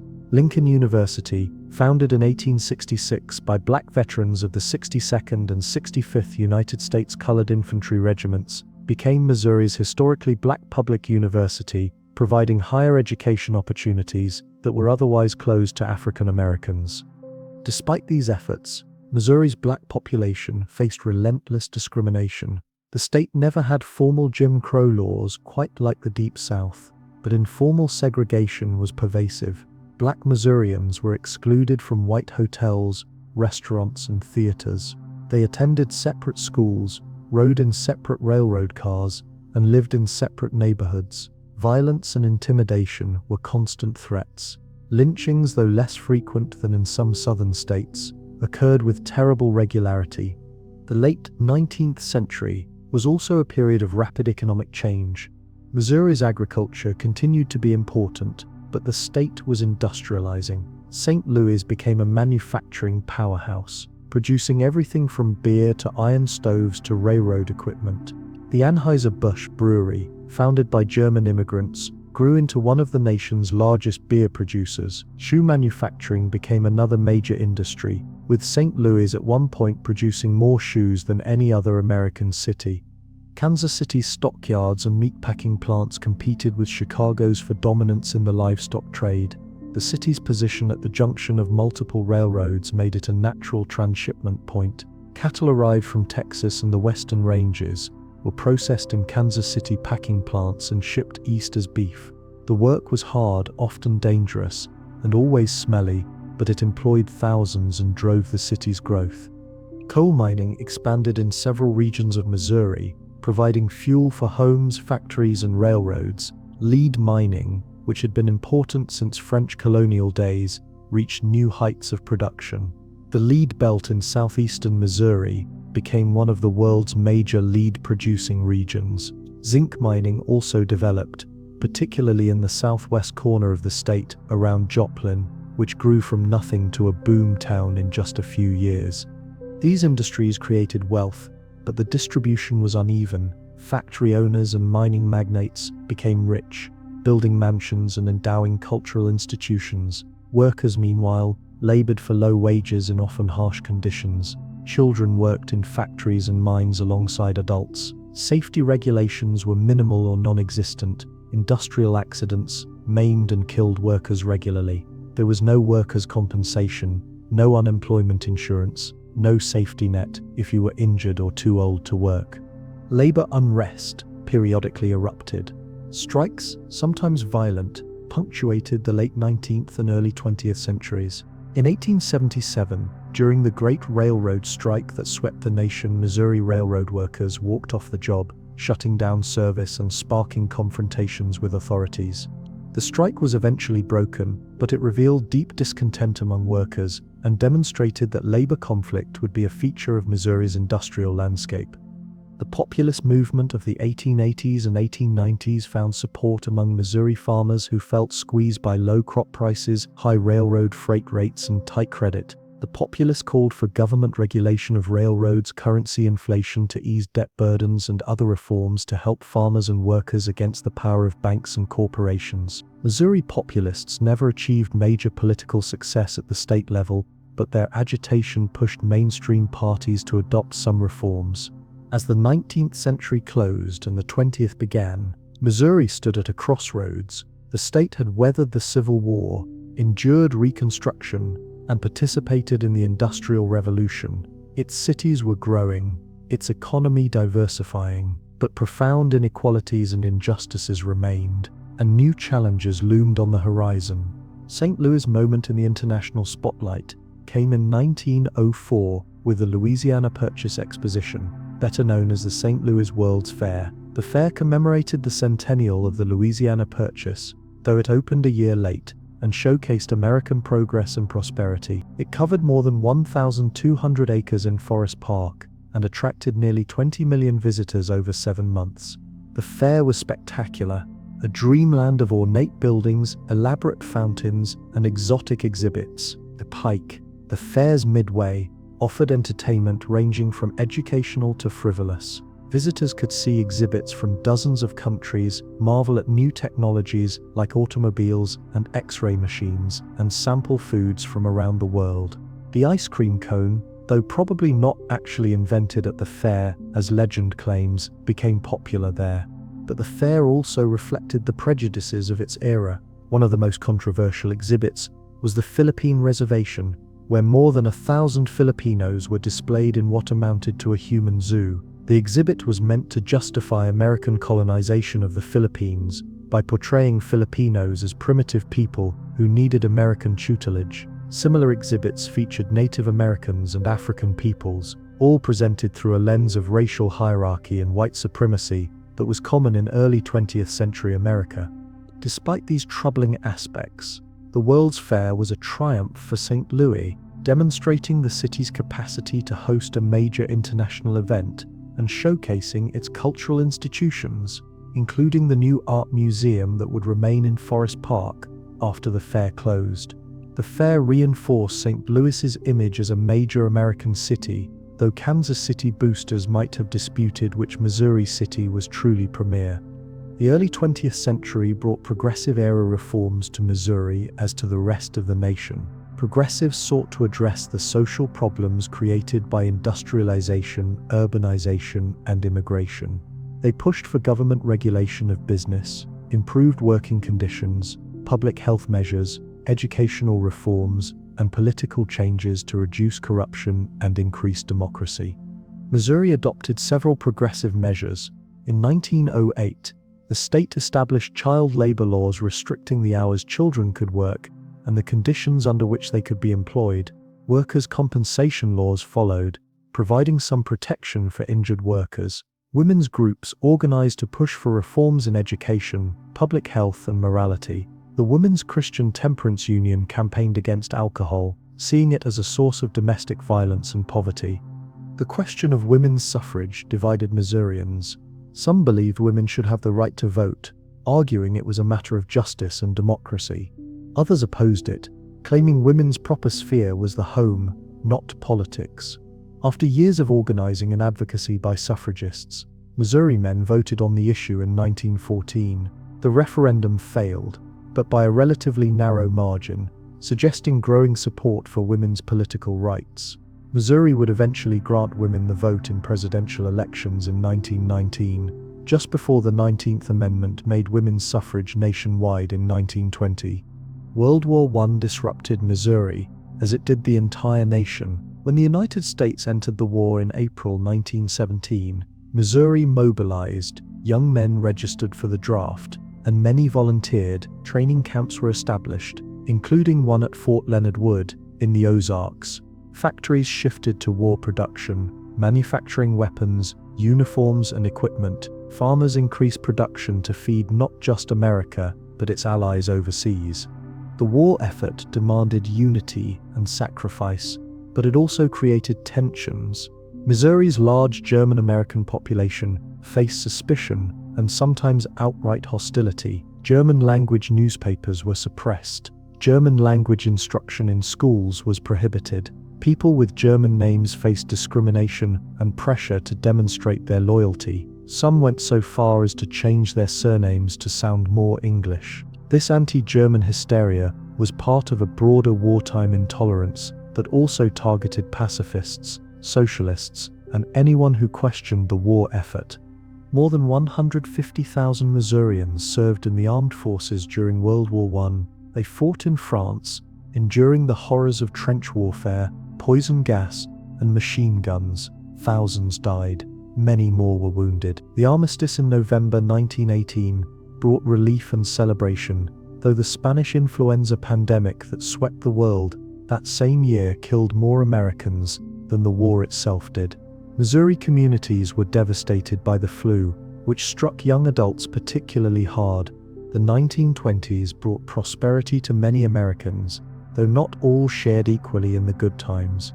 Missouri's cities boomed. St. Louis and Kansas City both grew substantially. New technologies, particularly the automobile and the radio, transformed daily life. Cars meant people could live farther from work, spurring suburban development. Radios brought entertainment and information into homes, creating a more connected national culture. Kansas City became famous, or perhaps infamous, for its nightlife and jazz music during the 1920s and 1930s. Under the political machine of Tom Pendergast, the city developed a reputation for wide-open vice. Gambling, prostitution, and illegal alcohol during Prohibition were all available in Kansas City with minimal interference from law enforcement.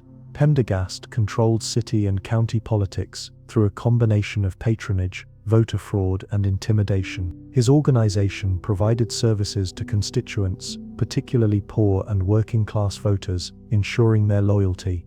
But Pendergast's Kansas City also nurtured an extraordinary musical culture. Jazz flourished in the city's nightclubs and dance halls. Musicians could find steady work, and the competitive atmosphere pushed them to innovate and excel. Count Basie, Charlie Parker, Mary Lou Williams, and many others either came from Kansas City or developed their sound there.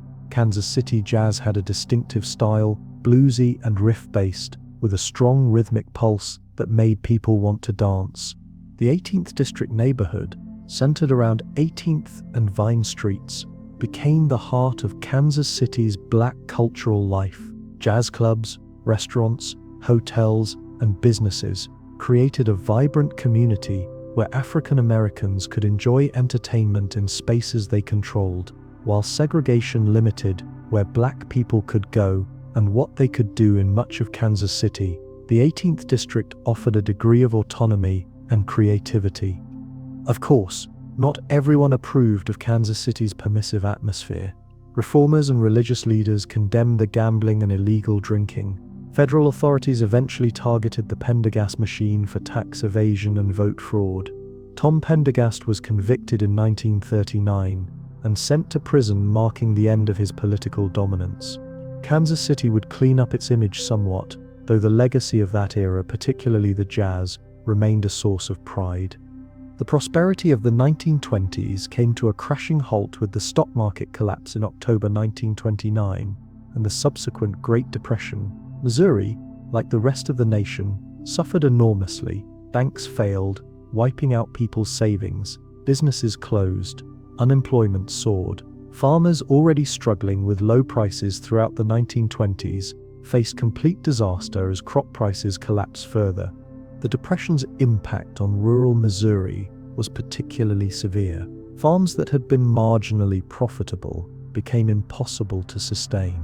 Families lost their land to foreclosure. Some abandoned their farms and moved to cities, hoping to find work, only to discover that urban unemployment was just as bad. Others stayed on their land, trying to survive through subsistence farming, bartering, and mutual aid within communities. The Dust Bowl, though centered in the southern plains, affected parts of Missouri as well. Years of drought, combined with farming practices that had stripped away protective grasslands, led to devastating soil erosion. Dust storms, while not as severe in Missouri as in Oklahoma or Kansas, still occurred, darkening the sky and burying crops. Farmers watched helplessly as their topsoil blew away, taking with it their livelihoods and their hopes. Urban Missouri suffered too. In St. Louis and Kansas City, breadlines formed, with hungry people waiting for free food. Shanty towns, called Hoovervilles, after President Herbert Hoover, sprang up on the edges of cities, housing families who had lost their homes. Charitable organizations and churches did what they could, but the need far exceeded available resources. The election of Franklin Roosevelt in 1932 brought a new approach to the crisis. Roosevelt's New Deal programs aimed to provide relief, recovery, and reform. Federal money flowed into Missouri for various projects. The Civilian Conservation Corps employed young men in conservation work, building parks, planting trees, and controlling erosion. The Works Progress Administration funded construction of roads, bridges, schools, and public buildings throughout the state. One of the most ambitious New Deal projects in Missouri was the development of the Lake of the Ozarks. The Bagnell Dam, completed in 1931, just before the New Deal began, created one of the largest artificial lakes in the United States. While not a New Deal project itself, the lake's development was boosted by New Deal funding for roads and tourism infrastructure. The Lake of the Ozarks became a popular destination for recreation, providing some economic benefit to the Ozarks region, which had always been one of Missouri's poorest areas. The WPA also funded arts projects, employing writers, artists, and musicians. Missouri artists created murals in post offices and government buildings. Writers documented Missouri life and history. Musicians performed in community concerts. These projects weren't just make work. They recognized that cultural production was valuable and that artists deserved support, especially in hard times. Rural electrification, promoted by the Rural Electrification Administration, transformed life for many Missourians. Before the New Deal, most rural areas lacked electricity. Farmers relied on kerosene lamps for light and ice boxes for refrigeration, if they had refrigeration at all. Private utility companies saw no profit in extending power lines to sparsely populated rural areas. The REA changed that by providing low-interest loans to rural electric cooperatives. By the end of the 1930s, thousands of Missouri farms had electricity for the first time, bringing light, power, and connection to the wider world. Despite these programs, the Depression persisted through the 1930s. Conditions improved somewhat, but full recovery didn't come until World War II created massive demand for industrial production and agricultural goods. The Depression left lasting scars on those who lived through it, creating a generation that valued security and stability, that remembered hunger and hardship. World War II mobilized Missouri even more thoroughly than World War I had. After the Japanese attack on Pearl Harbor in December 1941, the nation threw itself into the war effort with unprecedented unity and determination. Missouri contributed soldiers, supplies, and sacrifice to the cause.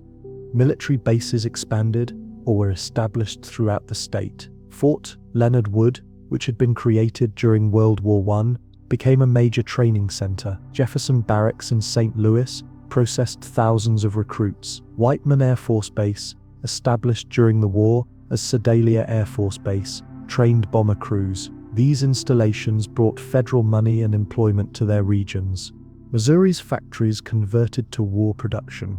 In Kansas City, North American Aviation built B-25 Mitchell bombers. In St. Louis, the Curtiss-Wright Corporation produced aircraft. Small Arms Ammunition Plant in Independence manufactured billions of rounds of ammunition. The Lake City Army Ammunition Plant, also in Independence, became and remains one of the nation's largest ammunition producers. Women entered the workforce in unprecedented numbers, taking jobs that had previously been reserved for men. They worked in factories, assembling aircraft and making munitions. They drove buses and streetcars. They filled clerical and administrative positions. Rosie the Riveter wasn't just propaganda. She represented a real transformation in women's economic roles, though that transformation would face challenges once the war ended and men returned home expecting their jobs back. African American Missourians also saw the war as an opportunity to advance their rights and opportunities. They served in segregated military units, often relegated to support roles rather than combat. Though some units distinguished themselves in battle, the Double V campaign, Victory Over Fascism Abroad and Victory Over Racism at Home, expressed Black Americans' determination to link military service with civil rights advancement. The war years were marked by rationing and sacrifice on the home front. Sugar, coffee, meat, gasoline, tires, and many other goods were rationed to ensure military forces had what they needed. Families planted victory gardens to supplement their food supply. They saved scrap metal, paper, and rubber for recycling into war materials. Children collected milkweed pods whose fibers were used as stuffing for life jackets. Despite the hardships, or perhaps because of them, there was a sense of common purpose. Everyone was contributing to something larger than themselves. The war created a shared experience that bound communities together. When victory finally came, first in Europe in May 1945, and then in the Pacific in August 1945, the celebrations were jubilant, but also tinged with relief and sorrow for those who would not be coming home. The post-war years brought enormous changes to Missouri and the nation. Returning veterans supported by the GI Bill enrolled in colleges and universities in unprecedented numbers. They bought homes, started businesses, and raised families. The GI Bill's education and housing benefits helped create a prosperous middle class, though African American veterans often found it harder to access these benefits due to discrimination. Suburbanization accelerated dramatically. Cities had grown dense during the Depression and war years, when building had largely ceased. Now, with pent-up demand and federal mortgage programs making home ownership accessible, suburbs exploded. Around St. Louis and Kansas City, new subdivisions sprawled outward. Developers built thousands of nearly identical houses, quickly and cheaply, using standardized designs and mass production techniques. The automobile became even more central to American life. Highway construction boomed, subsidized by federal and state governments. Route 66, which ran through Missouri from St. Louis to the Kansas border, became legendary, an icon of American freedom and mobility. Small towns along Route 66 prospered, at least for a while, serving travelers with motels, diners, and gas stations. But suburbanization and highway construction had darker consequences. Urban neighborhoods, particularly those inhabited by Black and poor residents, were often razed for highway construction. Entire communities were destroyed. In St. Louis, neighborhoods were demolished for highway expansion and urban renewal projects that promised modernization but often delivered devastation. The physical fabric of older urban communities was torn apart, disrupting social networks and destroying affordable housing. White flight compounded these problems. As suburbs grew, white families left cities for newer housing and better schools. They were fleeing perceived urban problems, but they were also often explicitly fleeing racial integration. Real estate practices like redlining and restrictive covenants had kept Black residents confined to certain neighborhoods. When those barriers began to fall, many white residents moved to suburbs where they could maintain racial separation. This pattern left cities with shrinking tax bases just as they faced growing needs. Schools in black neighborhoods were underfunded, infrastructure deteriorated, services declined. The cycle of urban decay that would plague many American cities for decades was beginning. Missouri's African American community mobilized to fight segregation and discrimination. The civil rights movement in Missouri had deep roots, going back to the 19th century, but it gained new momentum after World War II. Black veterans, having fought for democracy abroad, were determined to secure it at home. They refused to accept second-class citizenship any longer. St. Louis became an important site of civil rights activism. The city's black community organized boycotts, protests, and legal challenges to segregation. In 1949, black residents began a campaign to integrate the city's public swimming pools, which had been segregated. When the city refused, the NAACP filed suit. Rather than integrate, the city closed many of its pools, a spiteful response that denied everyone access rather than allow integration. Schools were another major battleground. Missouri law had long required separate schools for black and white children. The separate schools for black children were invariably inferior, with older buildings, fewer resources, and lower per-pupil spending. In 1954, the Supreme Court's Brown v. Board of Education decision declared school segregation unconstitutional. Missouri, as a border state, began gradual desegregation, but the process was slow and met resistance in many communities.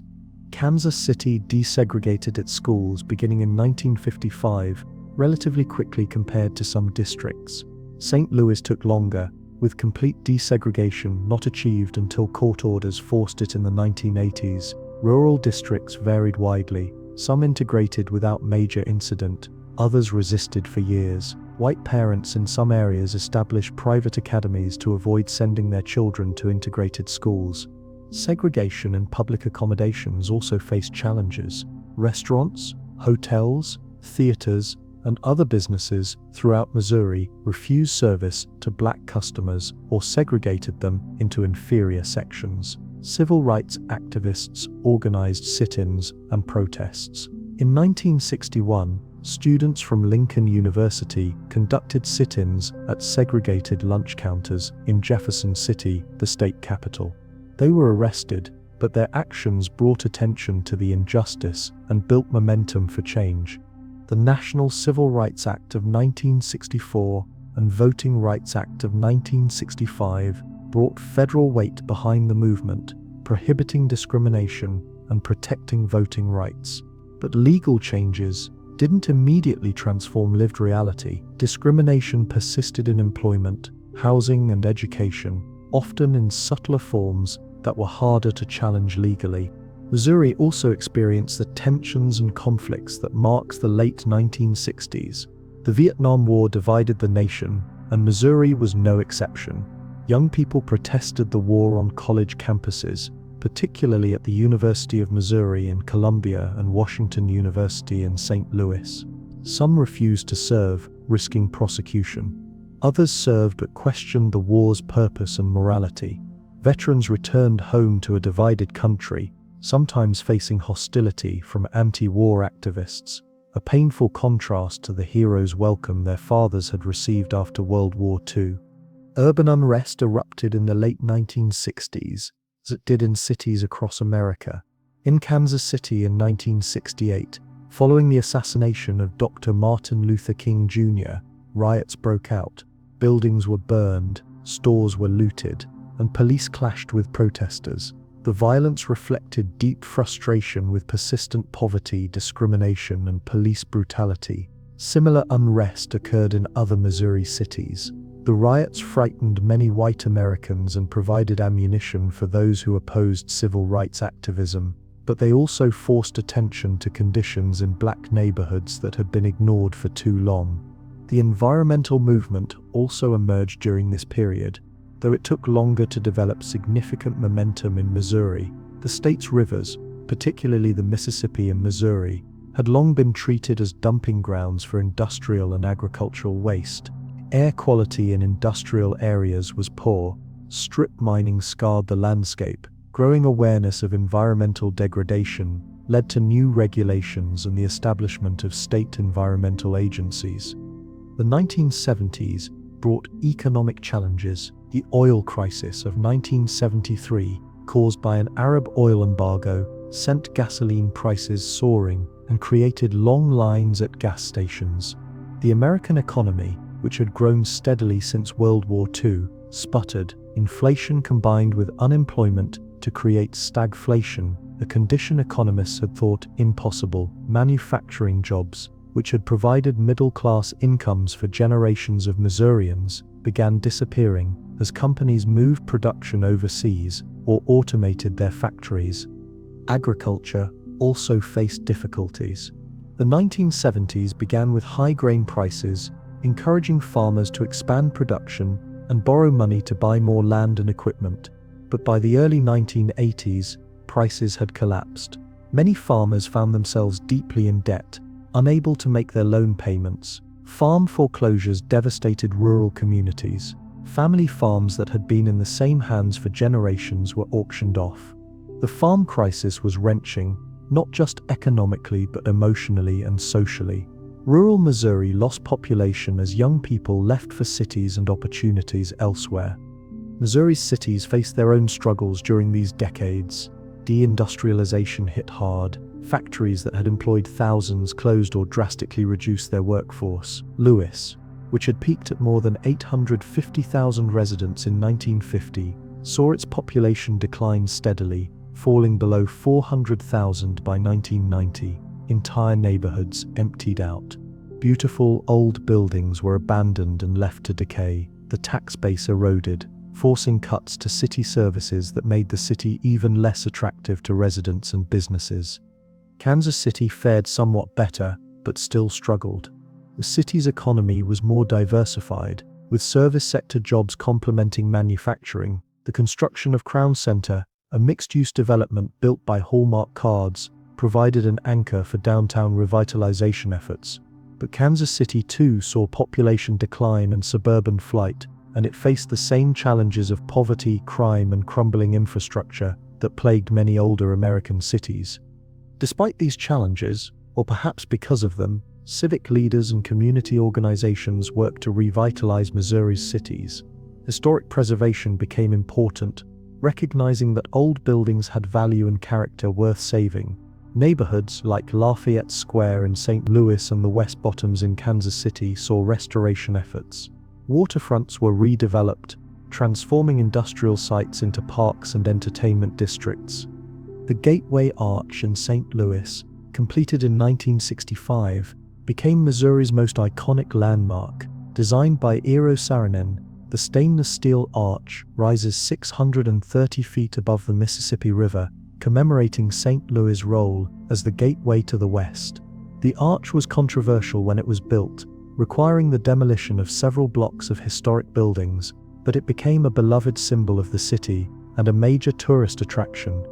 Cultural institutions also flourished, even during difficult economic times. The Nelson Atkins Museum of Art in Kansas City expanded its collection and facilities, becoming one of the nation's premier art museums. The St. Louis Art Museum, the St. Louis Orchestra, and the Missouri Botanical Garden, all established in the 19th century, continued to serve their communities and attract visitors. These institutions, supported by philanthropists and public funding, enriched Missouri's cultural life and reminded residents that there was more to life than economic statistics. Education expanded and evolved during the post-war decades. The University of Missouri system grew, adding campuses in St. Louis, Kansas City, and Rolla to the original campus in Columbia. These institutions made higher education accessible to more Missourians, though tuition increases in later decades would create new barriers. Community colleges were established throughout the state, providing vocational training and academic preparation for students who might not otherwise have pursued higher education. Missouri's political landscape shifted during these years as well. The state had long been considered a bellwether, voting for the winning presidential candidate in almost every election. The phrase, "As Missouri goes, so goes the nation," reflected this pattern. Missouri's mix of urban and rural, north and south, east and west, made it representative of national trends, or so the conventional wisdom held. But Missouri's politics were complex and sometimes contradictory. The state elected both conservative and liberal politicians. Harry Truman, a Missouri Democrat who became president in 1945 after Franklin Roosevelt's death, was a complex figure himself. Born in small-town Missouri, shaped by Kansas City machine politics, Truman combined folksy directness with decisive leadership. His presidency saw the end of World War II, the beginning of the Cold War, the desegregation of the military, and the creation of institutions like NATO and the Marshall Plan that shaped the post-war world. Truman's legacy in Missouri remained strong long after his presidency ended. His library and museum in Independence became a pilgrimage site for those interested in presidential history. Truman himself, after leaving office in 1953, returned to Independence and lived there until his death in 1972, often seen walking around town or chatting with neighbors, a reminder of a time when presidents seemed more connected to ordinary citizens. As the 20th century moved toward its close, Missouri faced questions about its identity and future. The state's traditional strengths, agriculture and manufacturing, were declining. What would replace them? How could Missouri compete in an economy increasingly based on services, technology, and information? Some cities and regions adapted successfully, attracting new industries and developing new economic bases. Others struggled, unable to replace lost jobs and population. The 1990s brought economic growth nationally, and Missouri participated in the boom, though unevenly. The Kansas City metropolitan area grew substantially, spreading into suburbs in both Kansas and Missouri. The metro area's economy diversified, with telecommunications, finance, and healthcare joining traditional industries. Sprint, a telecommunications company headquartered in Overland Park, Kansas, just across the state line from Kansas City, Missouri, became a major employer. Cerner Corporation, a healthcare information technology company based in Kansas City, Missouri, grew into a major player in its industry.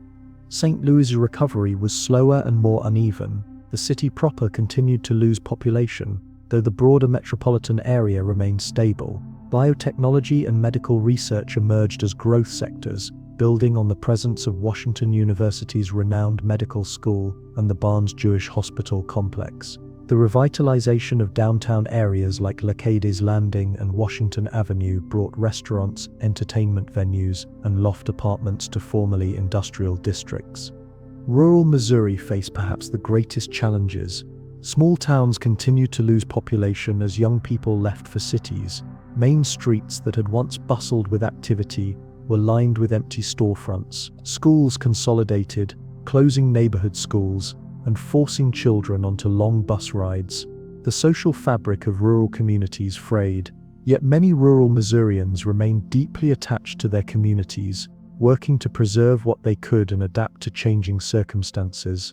Agriculture continued to evolve. Farms grew larger and more specialized. Technology, from GPS-guided tractors to genetically modified crops, transformed farming practices. Family farms that survived did so by becoming more efficient and often by diversifying income, with one spouse working off-farm to provide steady income and health insurance. Agribusiness companies consolidated, giving them more power over the prices farmers received for their products and paid for their inputs. The turn of the millennium brought both optimism and uncertainty. The Y2K scare, fears that computer systems would fail when the calendar changed from 1999 to 2000, proved overblown. The economy continued to grow, but the terrorist attacks of September 11, 2001, shattered the sense of security many Americans had taken for granted. Missouri, like the rest of the nation, mourned the victims and girded for a long struggle against terrorism. The wars in Afghanistan and Iraq that followed September 11th affected Missouri directly. Fort Leonard Wood again became a major deployment center. Thousands of Missouri soldiers, including National Guard and reserve units, deployed overseas. Some served multiple tours. Casualties, while far lower than in previous wars, still wounded and killed Missourians, Communities rallied to support military families, but the prolonged conflicts created strains. The economic crisis of 2008 and the subsequent Great Recession hit Missouri hard. The collapse of the housing bubble, triggered by risky mortgage lending practices and financial speculation, devastated the construction industry and left many homeowners owing more on their mortgages than their houses were worth. Unemployment rose sharply. Small businesses failed. State and local governments facing sharp revenue declines, cut services and laid off workers. Recovery from the Great Recession was slow and uneven. Some sectors and regions bounced back relatively quickly. Others languished. The recession exacerbated inequalities, with wealth increasingly concentrated among the already wealthy while middle-class and poor families struggled. These economic strains contributed to political polarization, with people searching for explanations and solutions, often reaching radically different conclusions. Missouri cities continued their efforts at revitalization with mixed results. St. Louis invested in its downtown with new stadiums, renovated historic buildings, and improved infrastructure.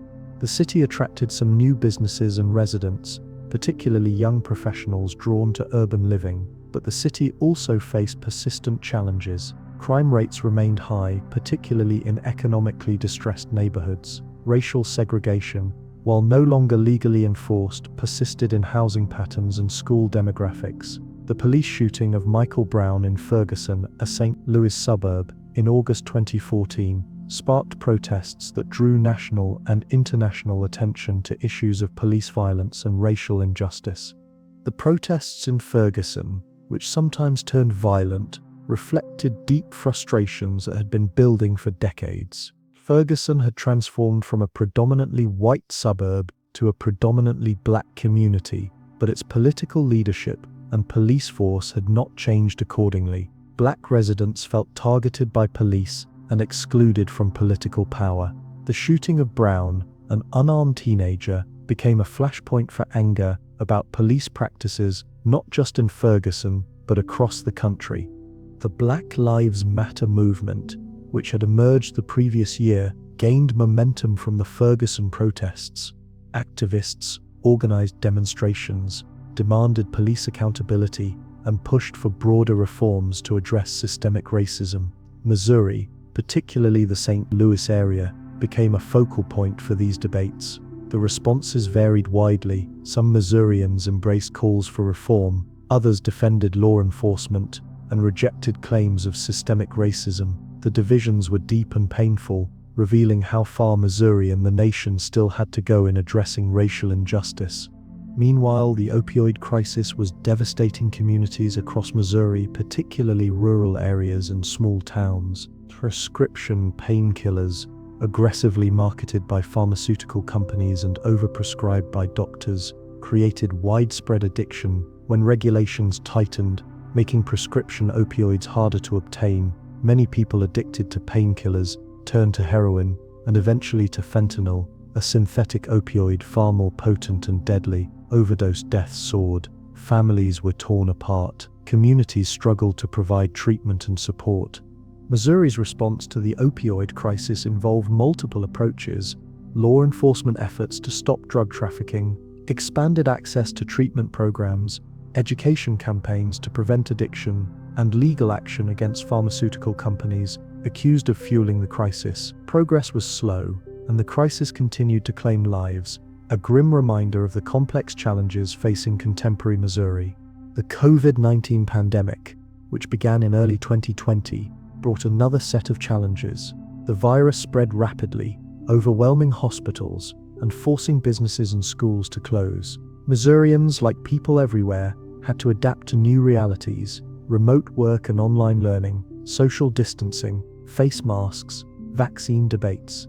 The pandemic affected everyone, but not equally. Essential workers, healthcare providers, and those unable to work from home bore the greatest risks. Small businesses struggled or closed entirely. Mental health issues increased as isolation and stress took their toll.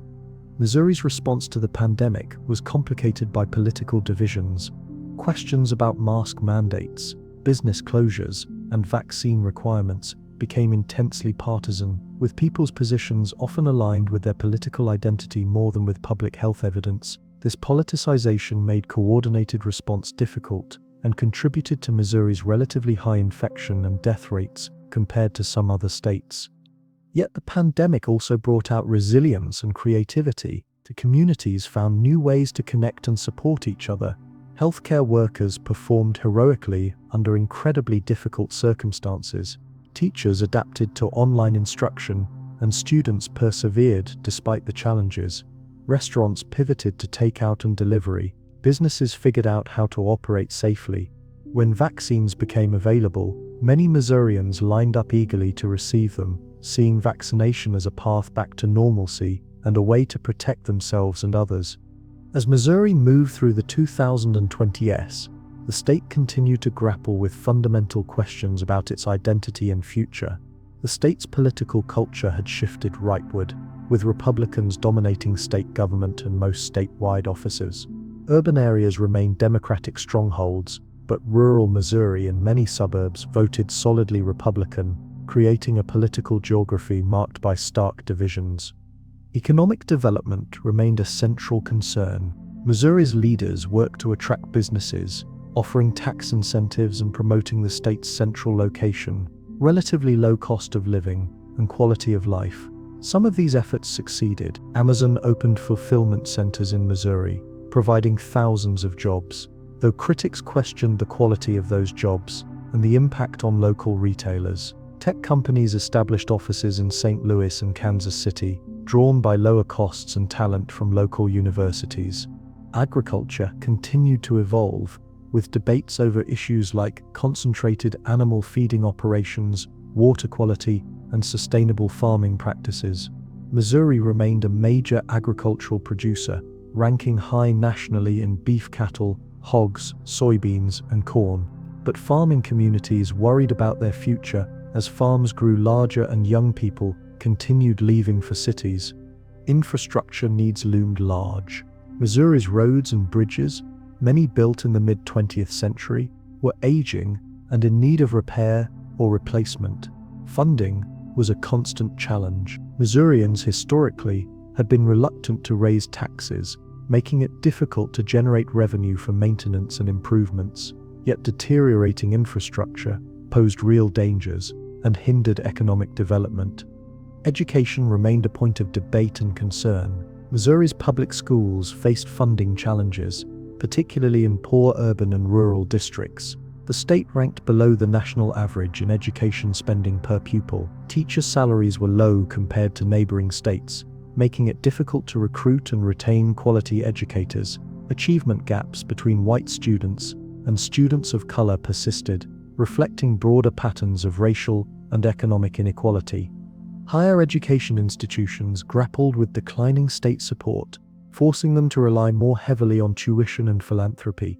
This made college less affordable for many Missourians and increased student debt burdens. Community colleges worked to provide workforce training and affordable paths to bachelor's degrees, but they too faced funding constraints. Healthcare access was another challenge.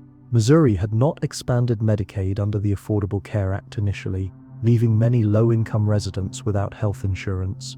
Voters approved Medicaid expansion through a ballot initiative in 2020, but implementation faced delays and political opposition. Rural hospitals struggled to stay open, with several closing over the past 2 decades. These closures left rural residents with fewer options for care, sometimes forcing them to travel long distances for basic medical services. Environmental issues also commanded attention. Climate change was affecting Missouri, with increased frequency of extreme weather events, droughts, floods, heat waves. Farmers saw the impacts in changing growing seasons and more variable weather patterns. Cities dealt with infrastructure challenges posed by more intense rainstorms. Debates continued about how to balance environmental protection with economic development, conservation with resource extraction. Missouri's natural beauty remained one of its greatest assets. The state's rivers, forests, and rolling hills attracted outdoor enthusiasts. The Ozarks, with their distinctive karst topography, clear streams and caves, drew tourists and retirees. State parks provided opportunities for hiking, camping, and connecting with nature. Conservation efforts had brought back species like wild turkeys and white-tailed deer that had nearly disappeared from the state by the early 20th century. Cultural life continued to thrive in Missouri's cities and many smaller communities. St. Louis and Kansas City maintained their reputations as centers for music, theater, and visual arts. Smaller cities like Columbia, Springfield, and Cape Girardeau developed their own cultural scenes. Festivals celebrating everything from music to heritage to agriculture brought communities together and attracted visitors. Missouri's literary tradition remained strong. The state that had produced Mark Twain, T.S. Eliot, Langston Hughes, and Tennessee Williams continued to nurture writers. Contemporary Missouri authors explored themes of place, identity, memory, and change, grappling with what it meant to be from and of Missouri in the 21st century. Food culture reflected Missouri's diverse heritage. Barbecue remained a point of pride and debate, with Kansas City's sweet tomato-based sauce competing with other regional styles. Toasted ravioli in St. Louis, a local invention, had become an iconic dish. Gooey butter cake, another St. Louis specialty, delighted those with a sweet tooth. Wineries in the Missouri River Valley produced wines from both traditional and hybrid grape varieties, continuing a winemaking tradition that dated to the 19th century. Sports remained important to Missouri identity and community life. The St. Louis Cardinals baseball team, one of the sport's most successful franchises, commanded fierce loyalty.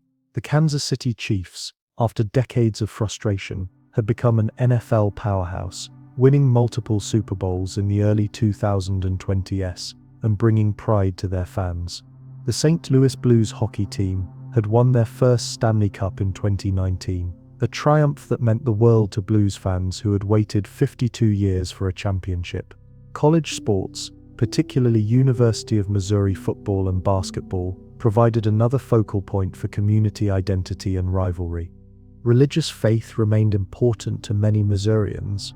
The state's religious landscape was diverse, with Baptist and Methodist churches predominating, but with significant Catholic, Lutheran, Presbyterian, and other Protestant denominations represented. Missouri was home to several important religious institutions and seminaries.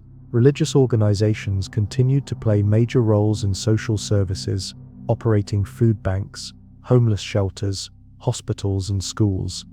Immigration was changing Missouri's demographics, though more slowly than in some states.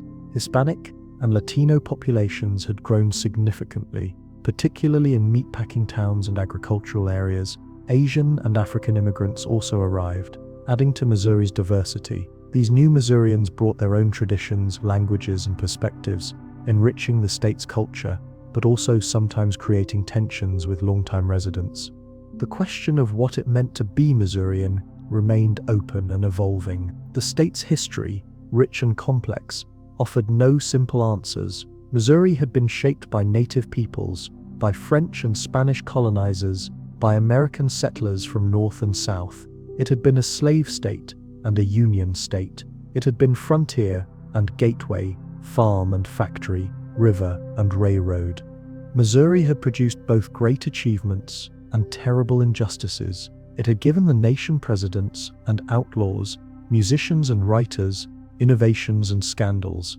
Its people had shown both remarkable resilience and troubling intolerance. To understand Missouri was to grapple with contradictions, to recognize that places, like people, contain multitudes. As we move through these early decades of the 21st century, Missouri continues to evolve. The state's challenges are real and significant. Economic inequality, racial injustice, infrastructure decay, environmental degradation, political polarization. Yet Missouri also possesses considerable strengths. Its central location, its natural resources, its educational institutions, its cultural vitality, and perhaps most importantly, its people. Missourians have always been resilient. They've weathered economic depressions, devastating floods, brutal wars, and social upheaval. They've built communities in wilderness, reconstructed after destruction, and adapted to change. even when that change was wrenching. That resilience, that determination to persevere and even thrive, despite challenges, remains a defining characteristic. The rivers that have shaped Missouri's history continue to flow as they have for millennia. The Mississippi, broad and powerful, forms the state's eastern boundary. The Missouri, the Big Muddy, cuts across the state, draining the vast expanses of the Great Plains. These waterways connected Missouri to the wider world, made it a crossroads, brought people and goods and ideas from distant places. They still do. Think about standing on the banks of the Missouri River at dusk, watching the water flow past. The same river that Lewis and Clark navigated, that steamboats churned through, that native peoples knew intimately. The river changes constantly, cutting new channels, depositing sediment, transforming its banks, yet it remains recognizably itself, the Big Muddy, carrying the waters of the plains to the Mississippi and ultimately to the Gulf of Mexico. Missouri's landscapes hold memories, the hills and valleys, the forests and prairies, the rivers and creeks, all bear witness to the human stories that have unfolded across them. Walk through a Missouri forest, and you're treading ground that native peoples walked for thousands of years. Stand in a small town's main street, and you can imagine the bustle of frontier days when farmers brought their harvest to market. Visit an old church or courthouse, and you can feel the weight of decisions made, prayers offered, lives celebrated, and mourned. The Ozarks, that distinctive highland region in southern Missouri, represent a particular kind of Missouri identity. Rugged, independent, beautiful, and sometimes harsh, the Ozarks have always been a place apart. The terrain made large-scale agriculture difficult, so the region never developed the plantation economy of flatter areas. Settlers, who came to the Ozarks, tended to be subsistence farmers, living off what they could grow, hunt, and forage. They developed a distinctive culture, with traditions in music, crafts, and storytelling that persisted even as the modern world encroached. Ozark music, rooted in Scots-Irish ballad traditions and shaped by generations of isolation and adaptation, contributed significantly to the development of country and bluegrass music. The fiddle and the banjo were essential instruments, accompanying songs that told stories of love and loss, work and play, hardship and humor. Square dances and barn raisings brought communities together, providing entertainment and reinforcing social bonds in places where neighbors might live miles apart. The Ozarks also became associated with moonshine production during Prohibition and beyond. The rugged terrain, remote hollows, and culture of independence made the region ideal for illegal distilling. Revenue agents faced real danger, trying to enforce laws against people who saw liquor production as their right and their livelihood. These conflicts sometimes turned violent, with shootouts and ambushes becoming part of Ozark lore. While romantic legends grew up around moonshiners, the reality was often grimmer, involving dangerous work, poisonous products, and entanglement with organized crime. Tourism eventually discovered the Ozarks, particularly after World War II, when Americans had both leisure time and automobiles. Branson, a small Ozark town, transformed itself into a major entertainment destination, billing itself as a family-friendly alternative to Las Vegas. Country music theaters, theme parks, and attractions drew millions of visitors annually. The development brought prosperity, but also changed the region's character, replacing quiet rural life with commercial bustle. Missouri's caves, particularly numerous in the Ozark region, formed over millions of years as water dissolved limestone bedrock. These underground spaces, some vast and ornate with stalactites and stalagmites, others tight and treacherous, fascinated explorers and eventually tourists. Marvel Cave, beneath what is now Silver Dollar City Theme Park, was one of the state's first tourist caves. Momek Caverns, near Stanton, became famous partly through its association with Jesse James, who supposedly used the cave as a hideout, though the claim is disputed. Caves serve practical purposes too. Before refrigeration, they provided year-round cool temperatures useful for storing food. During Prohibition, some caves sheltered illegal saloons. In the 1950s and 1960s, as Cold War anxieties peaked, some people discussed using caves as fallout shelters. Caves also held scientific value, offering insights into geology, hydrology, and biology. Rare cave-adapted species, like the grotto salamander and various cave crayfish, lived nowhere else on Earth. Speaking of unique Missouri wildlife, the state's rivers and forests supported remarkable biodiversity. White-tailed deer, which had been nearly extirpated by overhunting in the early 20th century, rebounded dramatically thanks to conservation efforts, and are now abundant, sometimes even problematically so. Wild turkeys similarly recovered from near extinction. Black bears, absent from Missouri for decades, began returning from Arkansas in the 1990s and are now regularly spotted in southern counties. Bald eagles, the national symbol, winter along Missouri's major rivers, particularly the Mississippi. Seeing these magnificent birds perched in bare trees along the riverbank or soaring over icy water is a reminder of nature's resilience when given a chance to recover. Conservation success stories like these show that environmental degradation need not be permanent, that thoughtful stewardship can restore what was nearly lost. Missouri's state symbols reflected its natural and cultural heritage. The bluebird became the state bird in 1927, chosen by schoolchildren who appreciated its cheerful song and beautiful plumage. The hawthorn was designated the state flower in 1923. The flowering dogwood became the state tree in 1955. These symbols, while officially insignificant, represented Missourians' connection to their environment, their appreciation for the natural world that surrounded them. Water has always been central to Missouri's story, not just the great rivers, but also the springs, streams, and aquifers. Big Spring, in the Ozarks near Van Buren, is one of the largest springs in the United States, discharging an average of 286 million gallons of water daily. The spring's pool is startlingly clear and blue, its waters emerging from deep underground with constant temperature and purity. Springs like this supplied water for communities, powered mills, and created habitats for unique species. But water could also bring destruction. Missouri's rivers periodically flooded with devastating consequences. The Great Flood of 1993 was particularly catastrophic, inundating vast areas along the Mississippi and Missouri rivers. Towns were evacuated, farms were submerged, levees failed. The flooding lasted for months, from April through September, and caused billions of dollars in damage. It was a stark reminder that while humans could build along rivers and even try to control them with levees and dams, ultimately the rivers remained powerful natural forces. The 1993 flood prompted debates about flood control strategies. Should levees be rebuilt and strengthened, or should floodplains be restored to their natural function of absorbing excess water? Some communities chose not to rebuild in flood-prone areas, relocating to higher ground instead. Others reinforced their defenses and rebuilt. The questions had no easy answers, involving trade-offs between protecting property and infrastructure versus acknowledging the river's power and restoring natural flood control. Missouri's relationship with the environment reflected broader American tensions between exploitation and conservation, between economic development and environmental protection. The state had a mixed record. Strip mining had scarred landscapes. Industrial pollution had degraded rivers and air quality. Agricultural runoff contributed to water quality problems.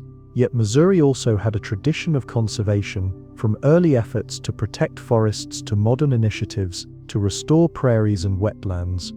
The Conservation Department, established in 1936 and later renamed the Department of Conservation, managed the state's wildlife and natural resources, funded by sales taxes and hunting and fishing licenses rather than general revenue. The department maintained a degree of independence from political pressures. It managed wildlife populations, operated conservation areas open to public recreation, and conducted education programs. Missouri's conservation areas, scattered throughout the state, provided Missourians with access to nature for hunting, fishing, hiking, and wildlife watching. Prairie restoration became an important conservation goal. Missouri had once contained millions of acres of tall grass prairie, but by the late 20th century, less than 1% remained. The rich prairie soils had been too valuable for farming to leave uncultivated, But conservationists recognize that prairies supported unique ecosystems with specialized plants and animals found nowhere else. Small prairie remnants were protected, and efforts began to restore prairie on appropriate sites. Walking through a restored prairie in summer is an experience that connects you to Missouri's pre-settlement past. Grasses taller than your head sway in the wind. Wildflowers burst with color: purple coneflowers, yellow black-eyed Susans, red Indian paintbrush. Butterflies dance among the blossoms. Meadowlarks and dickcissels sing from perches. It's a landscape that once covered much of Missouri, and while we can never fully restore what was lost, these remnants and restorations offer glimpses of what the pioneers saw. Missouri's pioneering heritage remained a source of pride and identity. The state's history as frontier, as gateway to the West, shaped how Missourians saw themselves. The pioneer spirit of independence, self-reliance, and resilience continued to resonate, even for people whose lives were far removed from frontier realities. This heritage was celebrated in museums, historical sites, and festivals throughout the state. The Pony Express, that brief but legendary chapter in Western history, had Missouri connections. St. Joseph, in northwest Missouri, was the eastern terminus of the Pony Express when it began operations in April 1860. Young riders carried mail on horseback from St. Joseph to Sacramento, California, changing horses at stations along the route. The service lasted only 18 months before the transcontinental telegraph rendered it obsolete, but it captured the American imagination as a symbol of courage, speed, and determination. Jesse James, Missouri's most famous outlaw, remained a controversial figure whose legend far exceeded his reality. James and his gang robbed banks and trains in the years after the Civil War, claiming to be unreconstructed Confederates striking back at Yankee institutions. In truth, they were criminals who killed innocent people and stole money. Yet James became a folk hero to some, seen as a Robin Hood figure fighting against railroads and banks that exploited ordinary people. The reality was more complex and much less romantic, but the legend persisted, exploited by tourist attractions and popular culture. Branson's transformation into a tourist destination represented a broader trend in Missouri's economy. As manufacturing declined, service sector jobs, including tourism, became increasingly important. Missouri's central location, its natural attractions, its historic sites, and its cultural offerings all made it a potential tourist draw. State and local governments invested in tourism promotion, recognizing that visitor spending could provide jobs and revenue. The Lake of the Ozarks became Missouri's premier resort destination, drawing visitors from across the Midwest. Created by the damming of the Osage River in the 1930s, the lake's serpentine shape, with numerous arms and coves, gave it more than 1,100 miles of shoreline, more than the California coast. Resorts, vacation homes, and marinas lined the shores. Boating, fishing, swimming, and simply relaxing by the water attracted people seeking escape from urban life and summer heat. But the lake's development brought environmental challenges. Runoff from development and agriculture contributed nutrients to the water, promoting algae growth and sometimes creating toxic algae blooms. Shoreline erosion from boat wakes degraded water quality and destroyed habitat. Balancing development and economic benefits with environmental protection required ongoing effort and regulation, not always successfully. Missouri's wine industry, which had deep historical roots, experienced a renaissance in the late 20th century. German immigrants in the mid-19th century had planted vineyards in the Missouri River Valley, particularly around Hermann. The region's wines won awards at international expositions and were considered rivals to European wines. Prohibition devastated the industry, and it took decades to recover. By the 1960s, a few pioneering vintners began replanting vineyards and establishing wineries. The industry grew slowly at first, then more rapidly as consumer interest in wine increased. By the early 21st century, Missouri had more than 100 wineries, most small family operations, but some producing significant quantities. The Hermann area, with its picturesque setting and German heritage, became a tourist destination, combining wine tasting with historical sites and bed and breakfasts. Missouri wines, made from both European grape varieties and hardy French-American hybrids, developed to withstand Missouri's climate, won national and international recognition. Missouri's craft beer scene also flourished. The state's brewing tradition, established by German immigrants in the 19th century, had been dominated by Anheuser-Busch, which grew into the world's largest brewer. But starting in the 1980s, small craft breweries began appearing, producing distinctive beers that contrasted with mass-market lagers. By the 2020s, nearly every Missouri city and many small towns had local breweries, offering everything from traditional styles to experimental creations. Breweries became community gathering places, serving not just beer but food and entertainment. Food in general became a more important part of Missouri's cultural identity. While barbecue had long been celebrated, other aspects of Missouri cuisine gained recognition. Soul food restaurants in St. Louis and Kansas City served traditional African American dishes: fried chicken, greens, cornbread, sweet potato pie. These foods, developed by enslaved people and their descendants, represented a culinary tradition of making delicious meals from humble ingredients, turning necessity into art. St. Louis's Italian neighborhood, The Hill, maintained traditions brought by immigrants from northern Italy in the late 19th and early 20th centuries.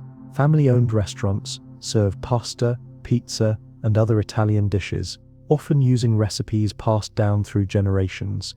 The neighborhood's Catholic churches, particularly St. Ambrose, remained important community centers. The Hill produced several Major League Baseball players, including Joe Garagiola, and most famously, Yogi Berra, whose quirky wisdom and Hall of Fame career made him a beloved figure. Kansas City's jazz heritage remained a source of immense pride. The American Jazz Museum at 18th and Vine preserved and celebrated that legacy. The museum's exhibits explored jazz's African American roots, its development in Kansas City, and its influence on American and world culture. Next door, the Negro Leagues Baseball Museum honored the history of black baseball, telling stories of legendary players like Satchel Paige and Buck O'Neil, who were barred from Major League Baseball by racial segregation. Buck O'Neil himself, who played for and managed the Kansas City Monarchs before becoming a scout and ambassador for baseball, embodied grace and determination. O'Neil spent his later years advocating for recognition of Negro Leagues players and educating the public about their achievements. His optimism and lack of bitterness, despite the injustices he'd faced, inspired people across the country. When he died in 2006, he was mourned as a Kansas City treasure and an American hero. The Nelson Atkins Museum of Art, also in Kansas City, housed one of the nation's finest art collections, particularly strong in Asian art. The museum's original building, completed in 1933 in neoclassical style, was expanded in 2007 with a stunning modern addition designed by Stephen Hull. The block building, with its glass lenses emerging from a landscaped lawn, created a dramatic contrast with the original structure while maintaining a harmonious relationship.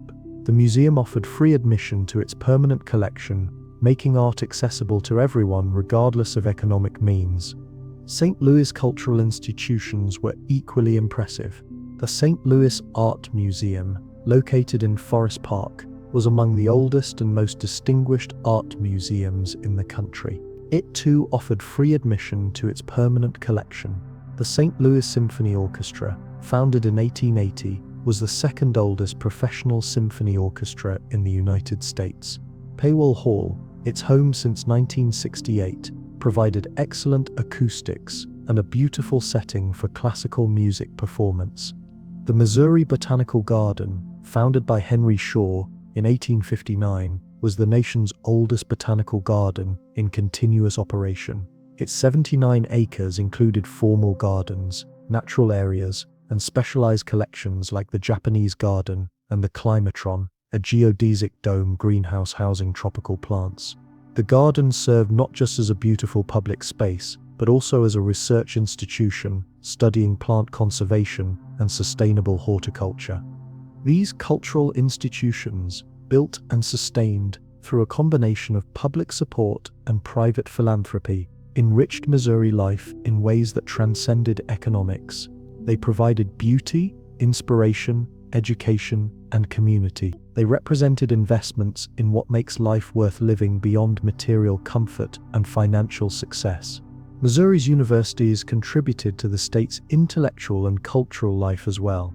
The University of Missouri in Columbia, founded in 1839, was the first public university west of the Mississippi River. It grew into a major research university with particular strengths in journalism, agriculture, and veterinary medicine. The Missouri School of Journalism, founded in 1908, was the world's first journalism school and maintained its reputation for excellence. Mizzou, as the university was affectionately known, was also an SEC athletic powerhouse, particularly in football, and game days in Columbia drew tens of thousands of fans.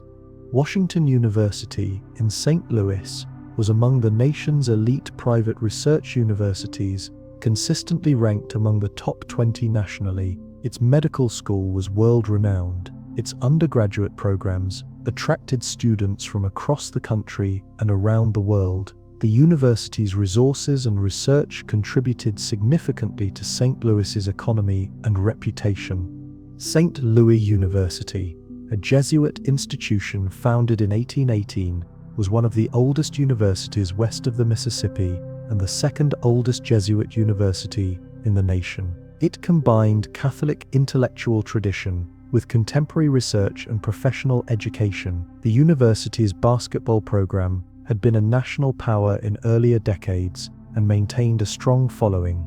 Smaller colleges and universities throughout Missouri provided education and served as anchors for their communities. Westminster College in Fulton, a small liberal arts college, gained lasting fame as the site where Winston Churchill delivered his Iron Curtain speech in 1946, warning of Soviet expansion in Eastern Europe. The college preserved this legacy and maintained an academic program centered on Churchill studies. Missouri's educational landscape included historically black colleges and universities that had been essential in providing educational opportunities when segregation barred black students from white institutions. Lincoln University in Jefferson City, founded by black Civil War veterans, continued serving students and maintaining its mission of accessible education. Harris-Stowe State University in St. Louis, also historically black, similarly provided educational opportunities and maintained its commitment to urban education. Community colleges throughout the state provided accessible higher education, vocational training, and workforce development. Lewis Community College, Metropolitan Community College in Kansas City, and regional community colleges in areas like Cape Girardeau, Joplin, and Springfield served hundreds of thousands of students, many of whom were the first in their families to pursue higher education. These institutions were crucial for social mobility and economic development. Missouri's religious landscape remained diverse and evolving. Mainline Protestant denominations, which had dominated much of white Missouri historically, declined in membership, as they did nationally. Evangelical and non-denominational churches grew, often featuring contemporary worship styles and megachurch formats. The Catholic Church remained strong, particularly in areas with significant German or Italian heritage. African American churches continued to be pillars of their communities, providing not just spiritual guidance, but also social services and community organizing. Missouri was also home to significant populations of Muslims, Hindus, Buddhists, and adherents of other faiths, reflecting increasing religious diversity. Mosques, temples, and meditation centers appeared in Missouri cities, serving immigrant communities and American converts. This diversity sometimes created tensions, particularly in communities unaccustomed to religious pluralism, but it also enriched Missouri's cultural landscape and reflected America's changing demographics. The reorganized Church of Jesus Christ of Latter-day Saints, later renamed Community of Christ, had its headquarters in Independence. This denomination, which split from the main LDS Church after Joseph Smith's death, maintained distinctive beliefs and practices while sharing roots with the larger Utah-based church. Independence was also considered by Mormons to be the site of the Garden of Eden and the location where the New Jerusalem would eventually be built, making it a place of special significance in LDS theology. Missouri's population, while growing overall, was shifting demographically. The state was aging, with a larger proportion of residents over 65 than in previous generations. This demographic shift had implications for healthcare, social services, and the economy. Rural areas were particularly affected, with young people leaving and older residents remaining, creating communities with declining working-age populations.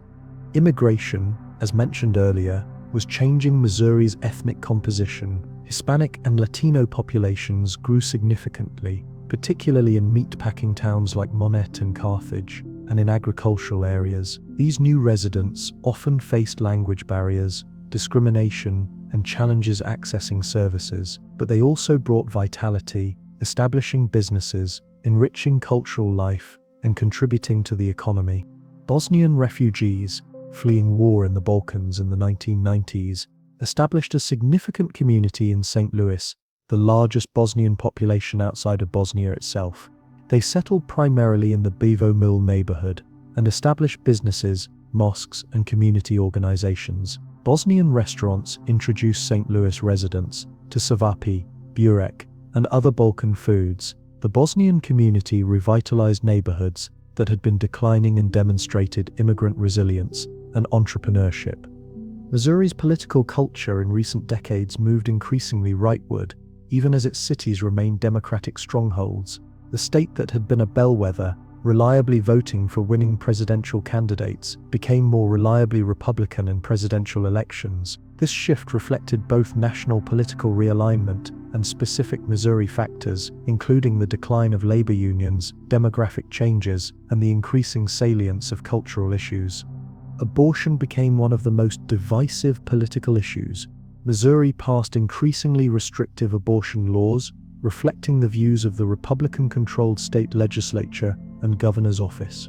In 2019, Missouri passed a law banning abortion after 8 weeks of pregnancy, with no exceptions for rape or incest, one of the most restrictive abortion laws in the nation. Supporters saw it as protecting unborn life. Opponents viewed it as an unconstitutional infringement on women's rights. Courts blocked the law from taking effect, but the political and cultural divisions it revealed ran deep. Gun rights were another contentious issue. Missouri had permissive gun laws, including constitutional carry provisions, that allowed anyone legally permitted to own a gun to carry it concealed without a permit. Supporters argued this was a fundamental constitutional right, and that an armed population was a safe population. Critics pointed to gun violence statistics and argued for reasonable regulations. The debate was complicated by Missouri's mix of urban and rural areas, with very different relationships to guns and gun culture. Education policy generated ongoing controversy. School funding, curriculum content, charter schools, and school choice were all hotly debated. Rural districts struggled with declining enrollment and limited resources. Urban districts dealt with concentrated poverty, aging infrastructure, and complex social challenges. Suburban districts generally had more resources, but faced their own issues around growth, diversity, and maintaining quality. The question of how to teach American history, particularly regarding race and racism, became politicized. Some parents and political leaders objected to teaching about systemic racism or anything that might make white students feel guilty about historical injustices. Educators argued that honest engagement with history, including its difficult aspects, was essential for understanding the present and building a better future. The debate reflected broader national divisions over how to understand American identity and history. Missouri's prison system faced challenges of overcrowding, inadequate programming, and questions about criminal justice reform. The state had relatively high incarceration rates, and its prisons held many people serving long sentences for non-violent drug offenses. Reform advocates pushed for alternatives to incarceration, better re-entry programs, and addressing racial disparities in sentencing. Progress was slow, with disagreement about how to balance public safety, justice, and cost considerations. Healthcare access remained a significant concern. Missouri expanded Medicaid in 2021 after voters approved it through a ballot initiative, extending coverage to low-income adults who had previously fallen into a coverage gap. The expansion provided insurance to hundreds of thousands of Missourians, improving access to care and providing financial protection against medical costs. But challenges remained, particularly in rural areas where hospitals and clinics were scarce. The opioid crisis continued to demand attention and resources. Missouri sued pharmaceutical companies for their role in creating and perpetuating the crisis, seeking both compensation and accountability. Treatment programs expanded, and first responders carried naloxone to reverse overdoses. But addiction remained a stubborn problem, complicated by the appearance of fentanyl and other synthetic opioids that were even more deadly than prescription painkillers or heroin. Mental health services were inadequate to meet the need.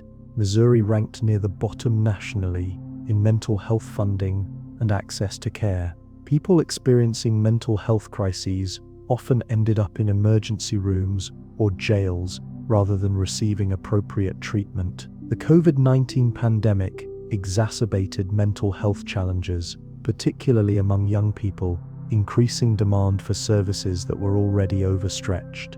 Homelessness was visible in Missouri's cities, particularly in downtown areas and under highway overpasses. The causes were multiple: lack of affordable housing, mental illness, addiction, job loss, domestic violence, medical debt. Solutions were complex and required coordination among government agencies, nonprofits, and communities. Some cities invested in housing-first approaches that provided stable housing as a foundation for addressing other challenges. Others relied more on emergency shelters and social services. Results were mixed, and homelessness remained a persistent problem. Missouri's affordable housing crisis wasn't limited to homelessness. Working families struggled to find housing they could afford on modest incomes. Housing costs had risen faster than wages, particularly in desirable urban neighborhoods and suburban areas with good schools. This created difficult choices for families and contributed to economic stress and instability. Gentrification transformed some urban neighborhoods, bringing investment and amenities, but also displacing longtime residents who could no longer afford rising rents and property taxes. In St. Louis, neighborhoods that had been disinvested for decades suddenly became fashionable. New restaurants, coffee shops, and boutiques opened. Property values soared. These changes benefited some but harmed others, particularly elderly homeowners on fixed incomes and renters whose leases weren't renewed so properties could be renovated for wealthier tenants. Urban agriculture emerged as one response to food access issues in underserved neighborhoods. Community gardens, urban farms, and farmers' markets provided fresh produce in areas where grocery stores were scarce. These initiatives also built community, taught skills, and reconnected people to food production. Organizations like Gateway Greening in St. Louis supported these efforts, providing technical assistance, tools, and organizational support. Missouri's farmers' markets became increasingly popular, offering consumers direct access to locally grown food and producers, a venue to sell without intermediaries. The markets also served social functions, becoming gathering places where people connected with neighbors and farmers. The local food movement, while representing a tiny fraction of total food consumption, provided economic opportunities for small-scale farmers and offered consumers alternatives to industrial agriculture. The State Fair, held annually in Sedalia, remained an important tradition, showcasing Missouri agriculture, providing entertainment, and bringing together rural and urban Missourians. Livestock competitions, agricultural exhibits, carnival rides, concerts, and the famous State Fair food, from corn dogs to funnel cakes, drew hundreds of thousands of visitors. The fair celebrated Missouri's agricultural heritage and rural culture while also adapting to contemporary interests and demographics. County fairs throughout Missouri serve similar functions on smaller scales, providing opportunities for young people involved in 4-H and FFA to show livestock and projects, for communities to come together, and for traditions to be maintained and passed on to new generations. These events might seem quaint or old-fashioned to some, but they remained vital parts of rural Missouri life. Missouri's small towns faced uncertain futures. Many had lost population for decades, as young people left for cities and opportunities elsewhere. Main streets that once bustled with activity had empty storefronts, schools consolidated, and services declined. Some towns found ways to reinvent themselves, developing tourism, attracting retirees, or fostering small-scale manufacturing. Others continued to shrink, raising questions about how small a population could sustain a functioning community. Yet even struggling small towns maintained fierce local pride and community spirit. Residents worked to preserve their communities, organizing festivals, restoring historic buildings, and supporting local businesses. There was a stubbornness, a determination not to let their towns die without a fight, that was admirable even when the odds seemed long. Economic development in rural Missouri often focused on attracting manufacturers seeking lower labor costs than in urban areas, or on developing tourism based on natural amenities or historical sites. Some communities succeeded in attracting businesses or developing tourism economies. Others struggled to overcome isolation, limited infrastructure, and small populations that made it difficult to provide the workforce or services that businesses needed. Broadband internet access, or rather the lack of it, became a critical issue for rural Missouri. In an increasingly digital economy, reliable high-speed internet wasn't a luxury, but a necessity for economic development, education, and healthcare. Yet many rural areas lacked broadband infrastructure because private companies saw no profit in serving sparsely populated regions. State and federal programs aimed to address this digital divide, but progress was slow. The COVID-19 pandemic, which forced so many activities online, starkly revealed how the lack of broadband put rural residents at a disadvantage. Missouri's agricultural economy continued to evolve in response to changing market conditions and environmental challenges. Farmers experimented with specialty crops, organic production, and direct-to-consumer marketing as alternatives to conventional commodity agriculture. Some found niches producing for ethnic food markets or organic consumers willing to pay premium prices. Others diversified into agritourism, inviting visitors to their farms for hayrides, pumpkin patches, corn mazes, and farm dinners. The Mississippi River remained vital to Missouri's and the nation's economy, carrying millions of tons of cargo annually. Barges moved grain, coal, petroleum products, chemicals, and other bulk goods up and down the river. The river's commercial traffic required constant maintenance of navigation channels, locks, and dams. Aging infrastructure posed challenges, with some locks and dams dating to the 1930s and in need of major repairs or replacement. The Missouri River, while still commercially important, carried less barge traffic than the Mississippi. Damming and channelization had made parts of the river more navigable, but also disrupted its ecological functions. Debates continued about how to balance commercial navigation, flood control, recreation, and ecological restoration. Some argued for removing or modifying dams to restore natural river processes. Others insisted that navigation and flood control remained essential economic functions that shouldn't be compromised. Missouri's connection to aviation history was significant, though perhaps less celebrated than some aspects of its history. Charles Lindbergh, who made the first solo transatlantic flight in 1927, had St. Louis connections. His plane was named Spirit of St. Louis, and St. Louis businessmen had provided financial backing for his flight.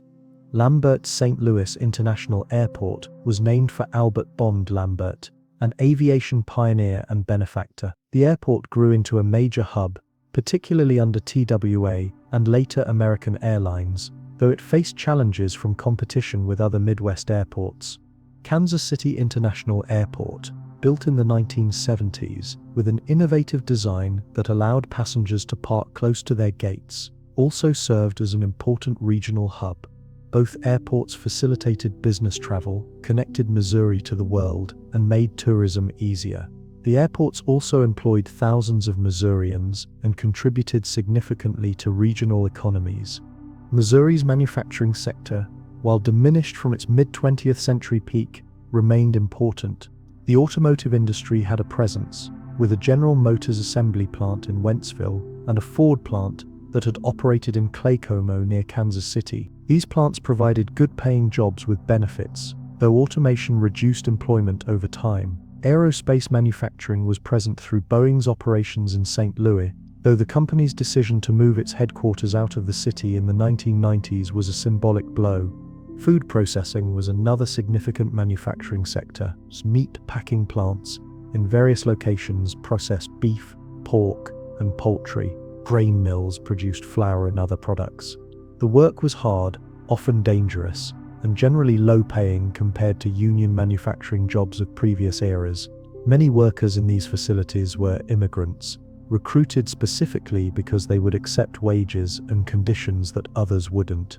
Missouri's labor movement, which had been strong in the mid-20th century, declined significantly as union membership dropped. Right-to-work legislation, passed in 2017, but then rejected by voters through a referendum in 2018, would have weakened unions further by prohibiting requirements that workers pay union dues. The narrow defeat of right-to-work showed that labor unions, while diminished, still had political power and public support, at least in some regions and industries. The state's budget was perpetually tight, with competing demands for spending and resistance to tax increases. Education, healthcare, infrastructure, corrections, and social services all needed resources, but revenue growth was limited. Economic development incentives, intended to attract businesses, reduced tax revenues. The state's tax structure relied heavily on sales taxes, which were regressive, placing proportionally more burden on low-income residents than on wealthy ones. Tax policy debates often divided along party lines, with Republicans generally favoring lower taxes and limited government, while Democrats argued for adequate funding for public services and more progressive taxation. These weren't just abstract policy disagreements. They reflected fundamentally different views about government's role and society's obligations to its members. As we look toward Missouri's future, we carry this history with us. The choices made by previous generations, for good and ill, shaped the Missouri we inherited. The choices we make now will shape the Missouri we pass to those who come after us. Will we address the inequalities and injustices that persist? Will we steward the land and water responsibly? Will we build communities that are inclusive and just? Will we maintain the resilience and determination that have always characterized Missourians? These aren't easy questions, and the answers aren't predetermined. History shows us that progress isn't inevitable, that improvements can be reversed, that each generation must recommit to the values and principles it holds dear. But history also shows us that change is possible, that dedicated people can make a difference, that communities can overcome challenges that seem insurmountable. Missouri's story is, in many ways, America's story in microcosm. It's a story of native peoples dispossessed, of settlers seeking new lives, of enslaved people fighting for freedom, of immigrants pursuing opportunity. It's a story of violence and conflict, but also of cooperation and community. It's a story of exploitation of people and land, but also of conservation and stewardship.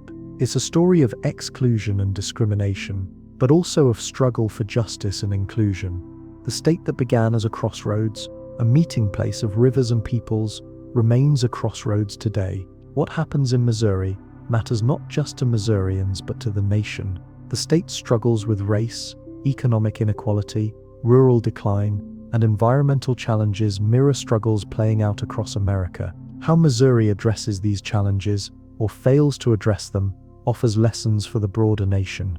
As night settles over Missouri, the stars emerge above, the same stars that native peoples navigated by, that guided pioneers westward, that soldiers looked up at from battlefields, that farmers read for weather signs. The same stars shine on Missouri's cities and towns, on its rivers and forests, on all who call this place home. Missouri endures, shaped by its past, living in its present, reaching toward its future. The story continues, written day by day, by the people who walk this land, who swim these rivers, who build these communities. And that story, like Missouri itself, is still being written, still unfolding, still full of possibility and hope.